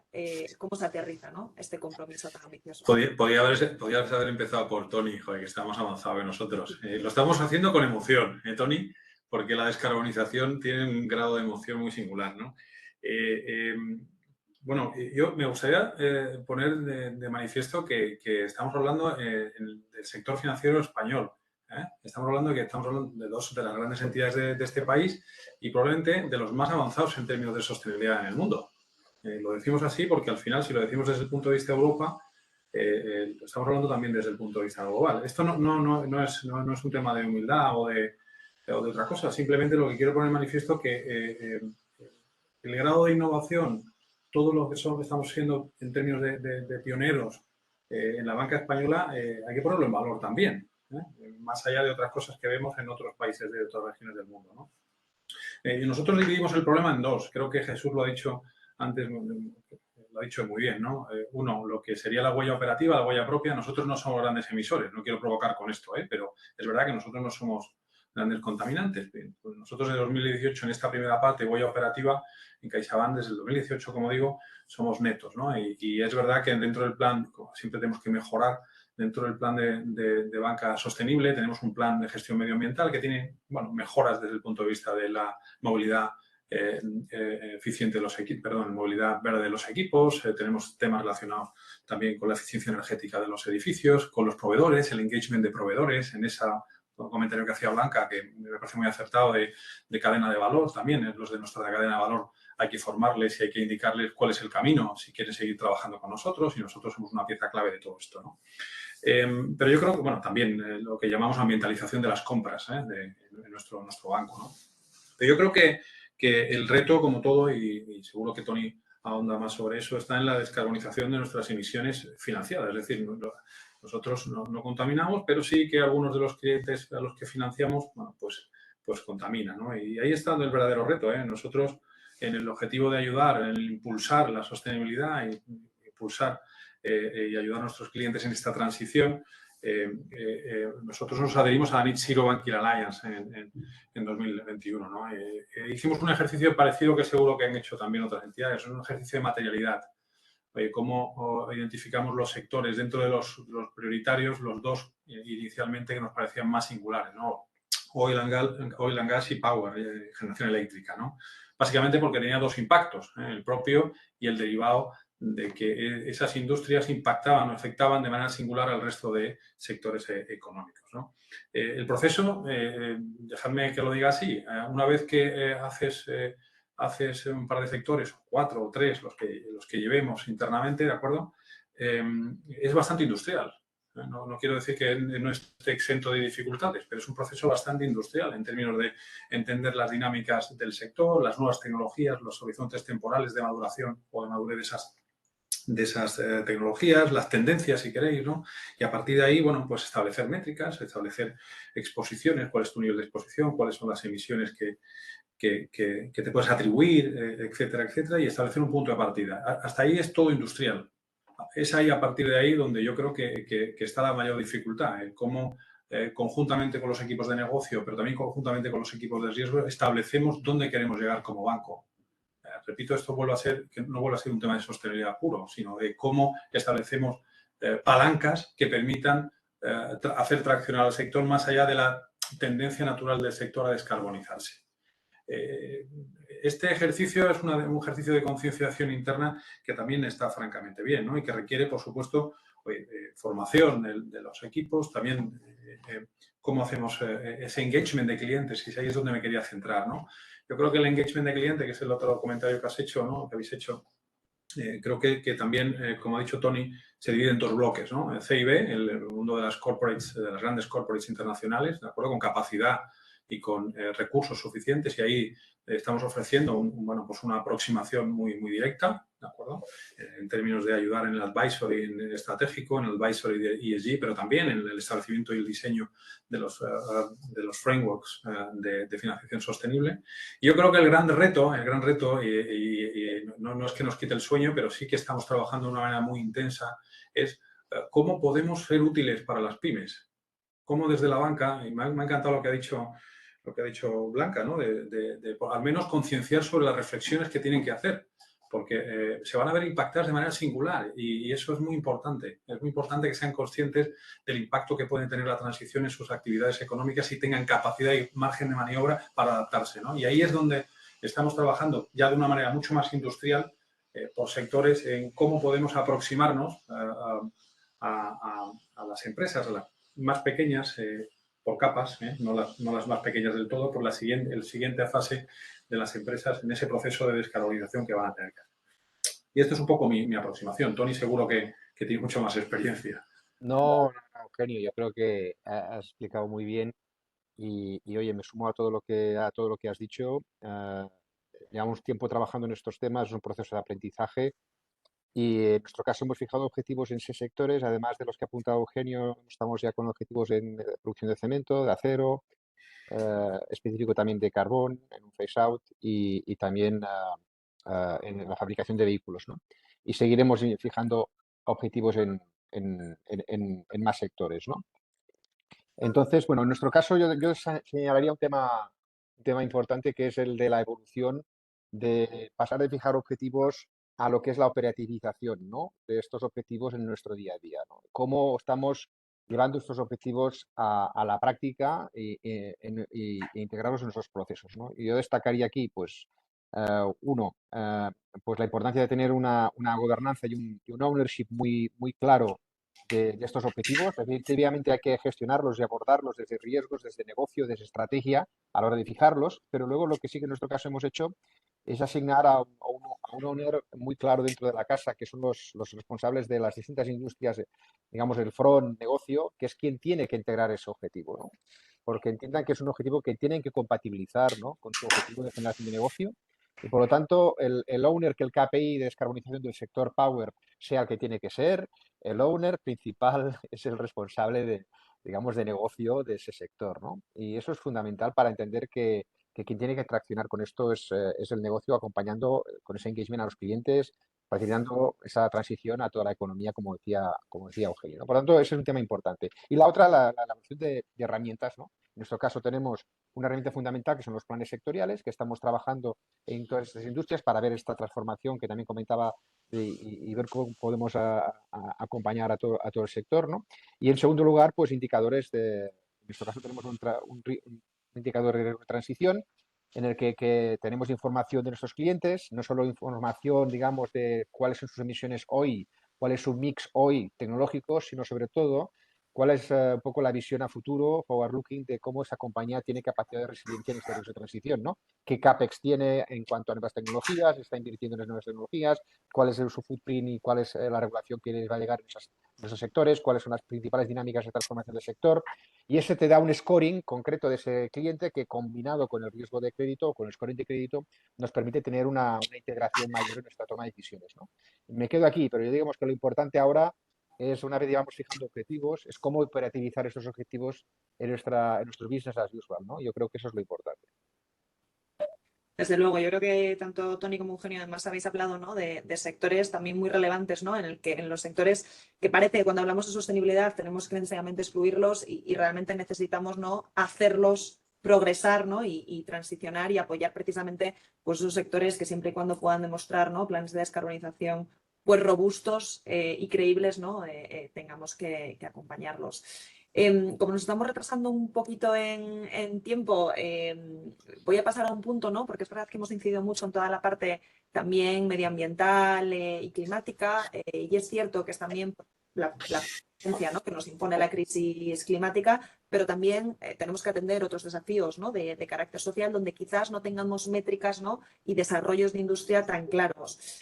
No obstante, bueno, pues el ICO, ¿no?, es una también de las referencias en este ámbito, ¿no?, con su marco de financiación social. Ahí, Blanca, vosotros, ¿cómo veis, ¿no?, a lo largo de todos estos años, pues ido incluyendo, ¿no?, estos aspectos sociales o ido desarrollando, ¿no?, estos KPIs necesarios en la parte social para también involucrarlo, ¿no?, en la estrategia de sostenibilidad? Pues sí, como decía antes Eugenio, ICO también es eminentemente social, está en su ADN. Somos un banco de promoción, entonces, bueno, pues el aspecto social quizás podría decir que ha ido primero, ¿no?, que el medioambiental. Entonces, nuestra primera emisión de bono sostenible fue un bono social en 2015 y bueno, todavía no existían directrices específicas para los bonos sociales. A partir de ahí, pues se han ido anualmente, se han ido realizando emisiones, llevamos 9 emisiones con un volumen de más de 4.500 millones de euros. Y efectivamente, pues comenzó siendo un reto para nosotros porque, bueno, teníamos que medir el impacto de unos bonos o en un framework bueno, que en un principio para nosotros el indicador clave que consideramos fue el nivel de empleo, o sea, los empleos generados o mantenidos en regiones vulnerables, en comunidades autónomas pues pues más vulnerables, por debajo de la media en cuanto a PIB y indicador de empleo. Entonces ese era nuestro objetivo y bueno, pues se hizo una metodología para valorar el impacto. Como tú dices, pues esto ha evolucionado, eso fueron nuestros comienzos, pues esto evolucionó. En 2020 se actualiza el framework y ahí se incorporan, pues aumentan los indicadores de impacto sustancialmente, número de beneficiarios de oportunidades laborales para personas discapacitadas, vivienda social, camas de hospital. Entonces, eso, o sea, esa evolución, que también en nuestras contrapartes de captura de esa información, pues nos facilita también hacer un mejor reporte. Cuando dices si nos falta algo, ¿no? Si comparamos un poco con lo que pasa en lo verde, o sea, con cómo está definida la verde, pues efectivamente, o sea, los retos de la dimensión social está claramente en tener una taxonomía social. En eso está trabajando la Comisión Europea y pues entiendo que más pronto que tarde pues tendremos un estándar con una etiqueta europea, pero lo que sí que podemos decir es que en paralelo y de momento ICO sí que se siente confortable utilizando los estándares internacionales de ICMA. En este sentido, pues el marco de bonos sociales, cuando en nuestros reportes pues utilizamos los 4 componentes principales: uso de los fondos, proceso de evaluación y selección de proyectos, gestión de esos fondos y los informes, tenemos nuestro marco de bonos sociales y esas revisiones externas que pues que hacen que se sienta confortable también el inversor. Entonces, bueno, en ese sentido, pues estamos esperando la taxonomía social, pero no nos paraliza. Por otro lado, y quería mencionar un reto desde un punto de vista social para nosotros también, como Banco Nacional de Promoción, es encarar la transición justa. Una economía más verde y descarbonizada, pues también puede dejar atrás o puede dejar fuera del mercado ciertas actividades y empresas. Entonces, ICO sí que tiene el compromiso de no dejar a nadie atrás. Entonces, para esto pues está muy vinculado con el concepto de transición que se incorpora en el plan de recuperación, transformación y resiliencia, en el que la educación y la recapacitación de las personas para adquirir nuevas capacidades es relevante en el nuevo modelo económico, y ahí pues también nos estamos apoyando bastante en la Fundación ICO. La Fundación ICO está también haciendo un trabajo bastante relevante en todo esto. Gracias, Blanca. Desde luego, pese a que no tengamos estándares quizás tan claros o al menos impuestos por la regulación en el ámbito social, eso no debe privarnos o frenarnos en el desarrollo de esos indicadores que desde luego vosotros pues lleváis muchos años trabajando. Nos quedan 5 minutos ya para finalizar la mesa, y ahí sí me gustaría ver con vosotros muy brevemente otra de esas patas dentro de la estrategia global o de la implementación de la sostenibilidad o la estrategia, que es la parte de producto, ¿no? En este ámbito, Eugenio, ¿cómo veis el sector con respecto al ritmo de evolución y desarrollo de producto ESG, y cómo también lo estáis abordando vosotros un poco en línea con todo lo que nos habéis ido comentando dentro de esa estrategia global del banco? Sí, son 5 minutos, voy a ser especialmente breve, en este caso sí. Yo creo que el sector ha evolucionado muy positivamente. Hoy tenemos, si das una batida por las páginas web o por las oficinas de muchas entidades financieras, yo creo que la oferta, el catálogo de productos verde es extraordinario, ¿no? Yo creo que ha crecido en los últimos años mucho, ha mejorado sustancialmente, bueno, no solamente en términos de financiación, estamos hablando probablemente también del mundo de los fondos de inversión y los planes de pensiones. Quizás, requiera algo más de madurez todo el mundo de los seguros, que está todavía un poco en definición, ¿no? Dicho esto, y en nuestro caso, por centrarme ahí, yo creo que la parte más positiva es que hemos pasado de reacondicionar el catálogo de productos para incluir los aspectos verdes. Los sociales ya los teníamos muy interiorizados, más allá de la propia regulación. Pero cuando digo reacondicionar significa, oye, pues creo una hipoteca para que sea también verde y creo un consumo para que sea tal. Hemos avanzado no solamente al producto, sino también al soporte en aquellos productos que tienen un soporte, tarjetas, etcétera, etcétera, ¿no? Pero yo creo que el salto para nosotros, y aquí acabo, es que hemos pasado de reacondicionar a crear en origen. Es decir, el equipo de sostenibilidad está dentro del comité de productos del banco. Entonces, en la definición de cada producto nuevo en el banco, desde los últimos 12 meses, ya se incorporan las aristas de sostenibilidad. Tanto en qué información tiene que requerir ese producto a la hora de ser informatizado o mecanizado, qué documentación es susceptible de ser incluida en el producto cuando se formalice a la hora de ser trazable de cara a auditorías y las dos líneas de defensa. Bueno, lo hemos incorporado ya en la sistemática de generación de producto, en esa, voy a repetir y ya termino aquí, esa idea de nosotros en algún momento del tiempo deberíamos centrarnos en otra cosa, en los equipos de sostenibilidad, porque el día a día del banco ya tiene que tener inoculado este concepto en el desarrollo de su propia actividad. Esta es un poco la finalidad última. En el ámbito del producto, poco a poco lo estamos consiguiendo y, repito, todos los productos en los últimos 12 meses ya llevan un marchamo de si tienen que ser sostenibles o no y de qué manera. Gracias, Eugenio. Por vuestro lado, Toni, ¿cómo estáis, no? Bueno, pues afrontando ese reacondicionamiento, ¿no? O esa generación de nuevo producto en el banco. Sí, bueno, pues no duplicar, ¿no? Efectivamente, lo que hay que conseguir es que los equipos de negocio entiendan que hay que tener oferta sostenible porque es una oferta competitiva, que queremos posicionarnos y ahí, bueno, en nuestro caso, como en el área de sostenibilidad tenemos también reportando a todos los equipos de desarrollo de negocio, pues más fácil imposible. Es la manera de ejecutar rápidamente que el portfolio de soluciones sea cada vez más completo, abordando todas las necesidades de nuestros clientes, ¿no? Por lo tanto, sí, sumarme a esta aceleración de que al final, en el fondo, dejaremos de hablar de financiación sostenible y hablaremos de financiación a secas, porque efectivamente la sostenibilidad debería estar impregnada en toda la oferta de producto que tengamos, ¿no? Muchas gracias, Toni, y aprovechar para dar las gracias a los tres. Disculpad, bueno, pues el retraso, ¿no? Que hemos tenido de unos minutos en la mesa. Tenemos que dar paso ahora a la siguiente intervención, pero de nuevo sí agradeceros pues, la participación, vuestra claridad, ¿no? Y vuestra practicidad a la hora de trasladar pues, todas las medidas que estáis llevando a la práctica en cada una de las entidades. Muchas gracias y ahora sí, Roberto, Esteban, damos Claudia, paso. gracias. Gracias a vosotros. Gracias a vosotros.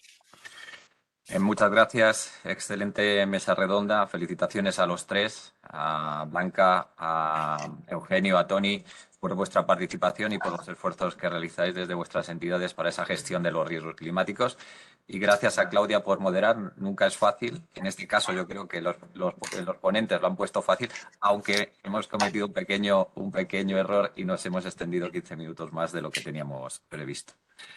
Para finalizar la jornada de hoy, que a su vez finaliza el tercer año del mes de la sostenibilidad en AFI, tenemos el honor y el placer de contar de nuevo con Mercedes Olano, directora general de supervisión del Banco de España. Tengo que agradecer mucho la predisposición de Mercedes a participar nuevamente en esta jornada. Su participación por tercer año consecutivo se ha convertido realmente en un clásico y no se entendería esta jornada dirigida a la banca sin conocer efectivamente desde ese observatorio tan privilegiado como es el Banco de España, cómo la banca está alineándose con las expectativas supervisoras en la gestión de los riesgos climáticos. No voy a hacer una mención a la trayectoria profesional de Mercedes, ya que es muy extensa y además ha ocupado muchos cargos de responsabilidad en el Banco de España. Solamente voy a hacer una apreciación personal basada en mi experiencia y en esto me temo que no voy a ser original respecto a la presentación al año pasado. Mercedes es directora general de supervisión desde el año 2018. Es una persona con un excelente conocimiento y experiencia en las labores de supervisión.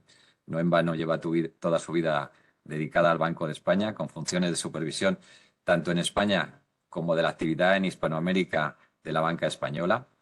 Es una persona rigurosa en la teoría y en la práctica supervisora, una persona idónea, utilizando esa terminología supervisora que tanto nos gusta, pero si me permitís un término más gráfico y castellano, una supervisora con oficio. Y en esto, lamentablemente, me repito respecto al año pasado y al anterior, pero creo que es el término que mejor define esa labor que hace Mercedes. Y además lo utilizo porque la propia Mercedes lo utiliza habitualmente. De hecho, se lo he copiado y me gusta mucho utilizarlo. Y para finalizar esta presentación, tenemos que reconocer que esa labor de supervisión, ese oficio de los supervisores, es esencial para mantener la buena salud del sector bancario, la función de intermediación y la estabilidad financiera, todos ellos bienes superiores, bienes sociales, bienes públicos, que como hemos comprobado por episodios recientes fuera de España, son muy sensibles. Mercedes, bienvenida de nuevo a AFI Escuela. Esta es tu casa, como siempre. Disculpa el retraso y adelante cuando tú quieras. Bueno, muchísimas gracias. Iba a empezar diciendo que os felicitaba por la celebración por tercer año del mes de las finanzas sostenibles, etcétera. Pero bueno, simplemente estoy sonrojada y muchísimas gracias, Esteban, por tu introducción. Simplemente agradeceros, como todos los años, el estar aquí. Y un poco, bueno, pues para cerrar yo no he intervenido, no he participado en todo el resto del seminario, ¿no? Pero sí que he estado presente en esta última mesa redonda y agradecer también, bueno, a los participantes, pues todas los planes e innovaciones que han presentado, ¿no? Realmente, como ya sabemos, en los últimos años hemos trabajado muchísimo en este tema, tanto las entidades como los reguladores, como los supervisores. Lo que intentamos entre todos es asegurar que las entidades integran adecuadamente todos los elementos de riesgo climático en sus estrategias, en sus modelos de negocio, en el gobierno corporativo, en la gestión del riesgo y en la divulgación de sus exposiciones. Centrándonos en las propias entidades, ¿no? Sabemos que la identificación, la medición y la gestión de los riesgos climáticos presenta retos importantes y muchas dificultades. La principal es la dificultad de obtener datos. Esto ya se ha comentado. El problema no es solamente obtener datos, sino que los datos tengan calidad suficiente y luego que se puedan interpretar adecuadamente desde el punto de vista financiero, ¿no? Desde las perspectivas financieras, que al final son las perspectivas desde las que se analiza la calidad de una entidad de crédito. En general, las entidades aún carecen de sofisticadas metodologías e información granular suficiente y, además, la información que tienen no es suficientemente prospectiva. Esto es un problema que compartimos también los supervisores. Nos cuesta mucho analizar prospectivamente, como voy a comentar un poco más adelante, en el largo plazo, ¿no? Efectivamente, la naturaleza prospectiva de los datos que se necesitan para medir estos riesgos hace que su integración en los marcos de gestión de las entidades sea difícil. ¿Por qué? Porque los marcos de gestión de las entidades normalmente se hacen a medio plazo, un medio plazo que está establecido entre 3 y 5 años. Y la adecuada medición del impacto de estos riesgos es a mayor o a largo plazo en torno a entre 10 y 20 años. Entonces, ¿cómo integrar el impacto que estos riesgos van a tener, que se van a manifestar dentro de 10 o 20 años, en un plan estratégico que normalmente no va más allá de los 3 años, pues es difícil, ¿no? Y luego también hay que tener en cuenta que a la hora de desarrollar y revisar los planes de transición de las entidades, normalmente las entidades para desarrollar estos planes de transición se basan en los planes de transición de sus clientes. Y muchas veces, como hemos visto aquí, como se ha comentado en la mesa redonda, los planes de transición de los clientes no están excesivamente desarrollados. Además, los supervisores esperamos que los nuevos planes de transición que tienen que desarrollar las entidades como consecuencia de la Directiva de Información Corporativa sobre Sostenibilidad, que también se ha mencionado en la mesa redonda, establezcan claramente estrategias de transición con objetivos concretos, fechas intermedias de cumplimiento de las distintas fases e identificación de todos los riesgos asociados a la implementación de estos planes en las distintas fases también, ¿no? Y finalmente, las entidades tienen un problema que bueno, también tenemos todos, y es que muchas veces se necesita personal especializado con, de alguna manera, una serie de conocimientos científicos. Este personal es escaso Y este es un problema que tenemos todos, tanto en las entidades como los reguladores y los supervisores. Si pasamos ahora a los desarrollos regulatorios que se han producido en el último año, desde la última vez que estuve en estas jornadas, yo diría que son los siguientes. En primer lugar, se está estudiando la incorporación progresiva de los aspectos de sostenibilidad en general en la normativa prudencial, tanto en la CRR como en la CRD. En noviembre se adoptó la mencionada Directiva de Información Corporativa sobre Sostenibilidad, que revisa la Directiva sobre Información No Financiera de 2014, ampliando el ámbito de aplicación de las empresas obligadas y reforzando los requisitos de información con el objetivo de equiparar en el medio plazo la calidad y granularidad de la información sobre riesgos climáticos con la calidad y granularidad que tenemos hasta ahora de la información financiera, ¿no? Se espera que una vez implantada esta directiva, pues las entidades lo tengan más fácil para recabar datos e información de sus clientes. Luego, la EBA y el Comité de Basilea, ambos organismos, siguen estudiando de qué manera se puede integrar todos los riesgos climáticos en los tres pilares normativos prudenciales, tanto en la regulación como en la supervisión y como en la divulgación, ¿no? En este sentido, ambos organismos trabajan en la misma dirección. Y ya pasando directamente a lo que hacemos los supervisores, os voy a contar un poco todo lo que hemos hecho en el último año y las consecuencias que hemos extraído de estos ejercicios. Tengo que decir que el SSM, en su afán por impulsar a que las entidades reconozcan e incorporen cuanto antes el riesgo climático en su funcionamiento y en su realidad cotidiana, han incrementado en el año 2022 significativamente todas las actividades supervisoras que se han realizado. Entonces, en este año, en el año 22, hemos realizado una prueba de resistencia climática, una revisión temática.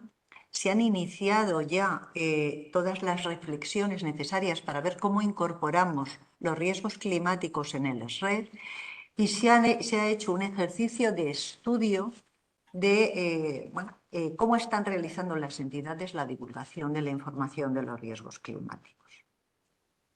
Entonces, yendo uno a cada uno de los ejercicios, bueno, yo diría que la prueba de resistencia climática, recuerdo que el año pasado estábamos en medio de la prueba de resistencia climática y ya describí un poco cuál era la metodología y cómo se estaba avanzando en la realización de esta prueba.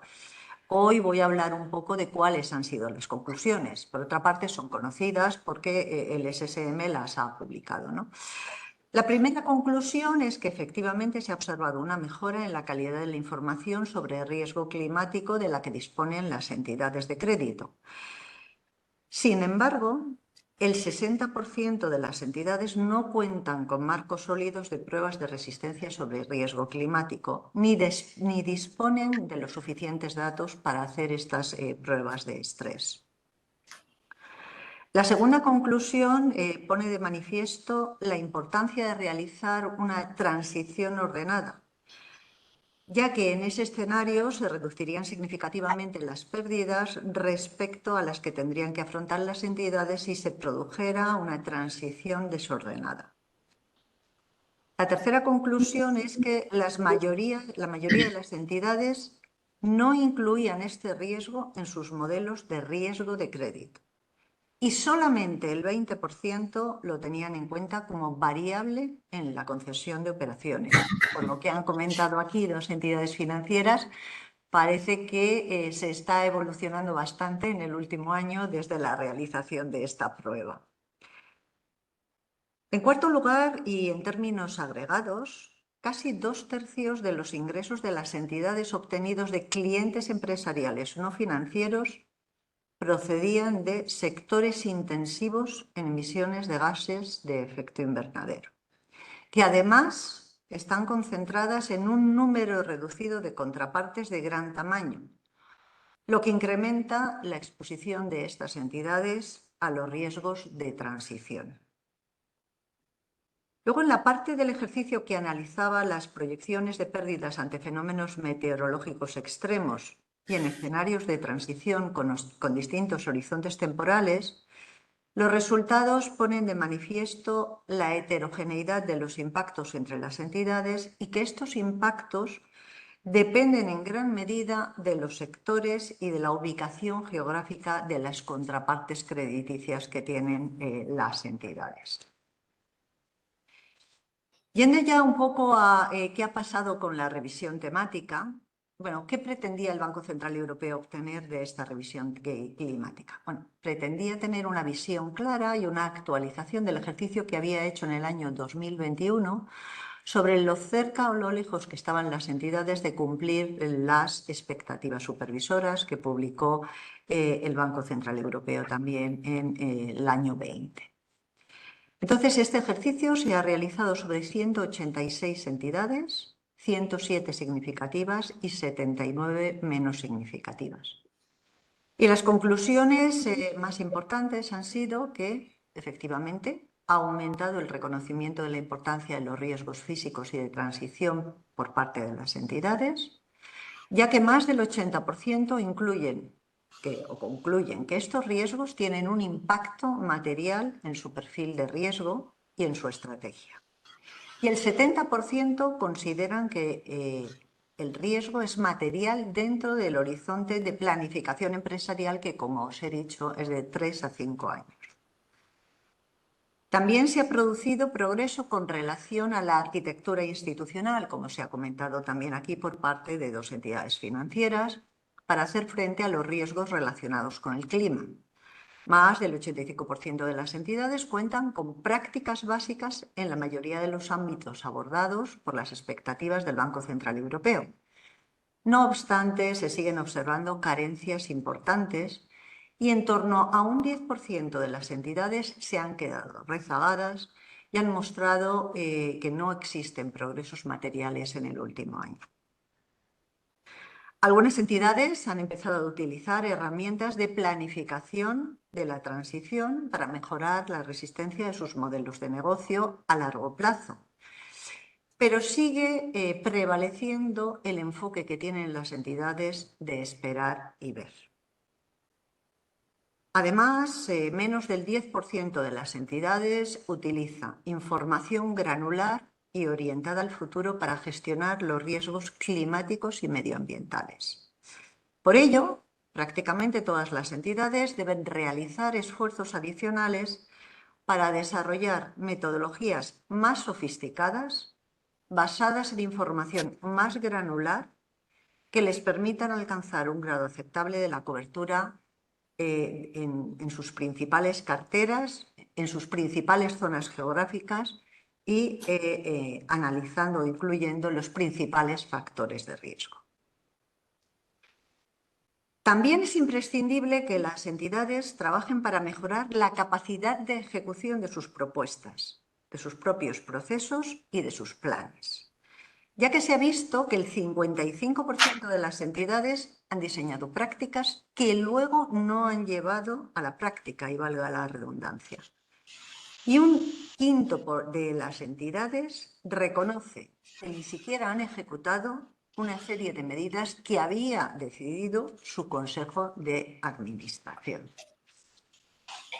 En resumen, esta revisión muestra que las entidades todavía no gestionan de forma adecuada los riesgos climáticos y medioambientales de acuerdo con las expectativas supervisoras. Y aunque se han identificado mejoras en el funcionamiento y algunas buenas prácticas, todavía queda mucho trabajo por hacer.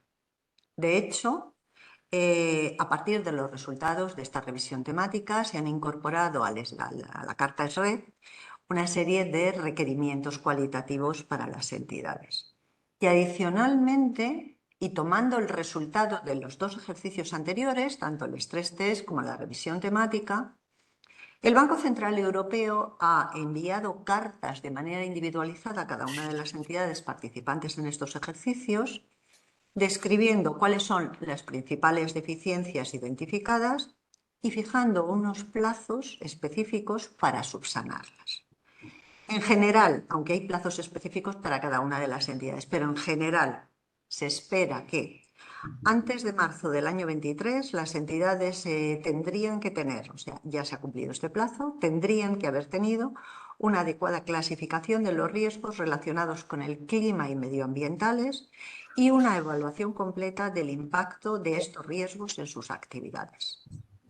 A final del año 23, las entidades deberán haber incluido dichos riesgos en su gobernanza, su estrategia y su gestión del riesgo. Y a finales del año 24 se espera que las entidades cumplan de forma integral todas las expectativas supervisoras, incluyendo las relativas al proceso de evaluación de la adecuación del capital interno y las pruebas de resistencia. Yendo ya a la tercera medida que nos ha mantenido trabajando a los supervisores en el año 22 y también en el año 23, es que ya se han iniciado la reflexión de cómo incorporar todas estas debilidades detectadas sobre el riesgo climático en el ejercicio SREP. Y se ha tomado una decisión por el momento. Se ha abandonado la idea de crear un pilar específico dentro del ejercicio SREP para valorar en sí mismo los riesgos climáticos y se ha decidido valorar estos riesgos incluyendo esta valoración en cada uno de los pilares que componen el SREP. Los dos pilares más afectados por este impacto de la valoración de los riesgos climáticos son el pilar de modelo de negocio y el pilar de gobernanza. En estos dos pilares ya se están cambiando algunas metodologías para incluir directamente la valoración de cómo están las entidades con respecto a estos riesgos climáticos.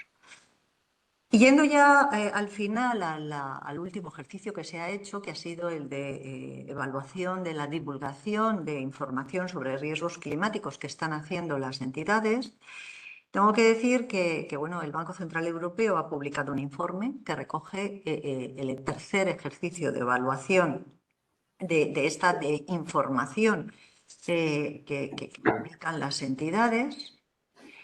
En este ejercicio de evaluación han participado 103 entidades significativas y 28 entidades menos significativas. Además, con el fin de poner en contexto cuál es la situación de las entidades grandes europeas en comparación con entidades grandes con G-SIBs que no son europeas, se ha comparado el resultado de este ejercicio en las G-SIBs con 12 entidades que no son europeas, G-SIBs que no son europeas. Entonces, las principales conclusiones han sido que la información básica que han publicado las entidades en las distintas categorías esperadas ha aumentado de forma sustancial. En este año, el 86% de las entidades han divulgado información sobre exposiciones materiales a los riesgos climáticos y medioambientales, en comparación con un 36% de entidades el año anterior, con lo cual la mejora ha sido sustancial. Además, casi todas las entidades informan sobre cómo se monitorizan estos riesgos en sus órganos de administración y más del 90% de las entidades proporcionan informaciones básicas sobre la manera en que se identifican, evalúan y gestionan estos riesgos. Además, en esta comparación que he comentado antes con las G-SIBs extranjeras, tenemos que decir que existe un aspecto positivo. El comportamiento de las G-SIBs europeas frente a todas las G-SIBs que están fuera de Europa es muy positivo. Y claramente las G-SIBs europeas están mucho más avanzadas en el desarrollo de la información que se publica sobre estos riesgos. Sin embargo, la parte negativa es que la calidad de información que se divulga al mercado es muy, muy mejorable, ¿vale? Solamente el 6% de las entidades publica información al menos adecuada en las 5 categorías de la evaluación. Estas 5 categorías son análisis de la materialidad, modelo de negocio, gobernanza, gestión de riesgos y métricas y objetivos. Y aunque el 50% de las entidades proporciona algo de información sobre el volumen de las emisiones que financian, en la gran mayoría de los casos esta información es incompleta, poco específica y no está fundamentada apropiadamente. En general, se observa que las entidades están mejorando, pero que todavía no están suficientemente preparadas para cumplir con los requerimientos de información sobre este tipo de riesgos. Y esto es muy importante, sobre todo para las entidades significativas del SSM, porque están incluidas en el marco de implantación de los ITS de la EBA y, por lo tanto, van a tener que publicar, de acuerdo con estos ITS, información de cómo estaban sus riesgos medioambientales en diciembre del año 22 antes de finales de junio de este año, del año 23, ¿no? Entonces, realmente en el año 24 está previsto ya que tanto la EBA como el Banco Central Europeo van a hacer una valoración específica sobre cómo están cumpliendo las entidades estos ITS y cómo están realizando la divulgación de la información. La fecha de referencia será diciembre del año 23. Es muy importante que las entidades mejoren en este aspecto.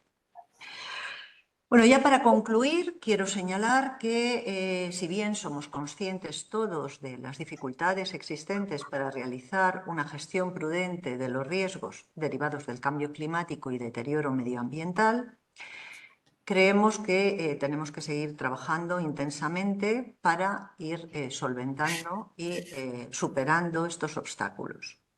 En este sentido, es fundamental el compromiso y la concienciación de todos, los reguladores, los supervisores, pero sobre todo la alta administración de las entidades financieras, para que las organizaciones dispongan de los recursos humanos y tecnológicos necesarios y vayan integrando los riesgos climáticos en las estrategias, en los modelos de negocio, en el gobierno corporativo, en la gestión de riesgo y en la divulgación de la información. Y nada más, muchísimas gracias. Pues muchas gracias, Mercedes, por tu intervención. Efectivamente, parece que hay muchos retos de todo tipo a los que dar respuesta, mucha tarea por delante y que esto no es algo abstracto, sino que lo estamos viviendo, lamentablemente lo estamos viviendo con la sequía, con las lluvias, con la sequía, con lo que efectivamente no es un riesgo al que podamos ser ajenos, ¿no? Hay que trabajar mucho para incorporarlo en esa gestión. Pues muchas gracias por participar de nuevo y te emplazamos para el año que viene para el cuarto mes de las finanzas sostenibles, la sostenibilidad en AFI. Por mi parte, doy paso a Roberto para que, como él inició, pues, finalice la jornada. Muchas gracias a vosotros. Muy bien, muchas gracias Mercedes y Esteban. Bueno, sin más dilación, damos por clausurada la conferencia, ¿no? Y también, a su vez, como comentábamos al inicio, este ciclo de conferencias del mes de las finanzas sostenibles de 2023. Simplemente dos mensajes antes de finalizar. Para los que se han incorporado más tarde, recordad que nuestro equipo de comunicación ha escrito en el chat, ha indicado el buzón a través del cual se pueden realizar consultas o dudas que hayan podido surgir durante la conferencia. Hemos determinado organizarlo de esta forma también para maximizar la oportunidad que tenemos de escuchar a 4 referentes en el sector, ¿no? Como Blanca, Eugenio, Tony y la propia Mercedes y por tanto, a través de ese buzón podéis hacer llegar las preguntas y desde AFI daremos cumplida respuesta a las mismas. Y por último, también invitaros a consultar periódicamente también la página web de AFI y bueno, en las distintas redes sociales de AFI, donde bueno, tenemos una actualización periódica de las iniciativas de este estilo que vamos promocionando y también se pueden consultar los diferentes servicios que en el ámbito de finanzas sostenibles desde AFI desarrollamos. Así que os invito también a estar actualizados en ese sentido y agradecer mucho vuestra participación a todos los asistentes y, por supuesto, como no, a Blanca, Eugenio, Tony y Mercedes. Muchas gracias a todos. Un saludo. Muchas gracias a vosotros. Gracias. Muchas gracias a vosotros. Adiós. Adiós. Gracias.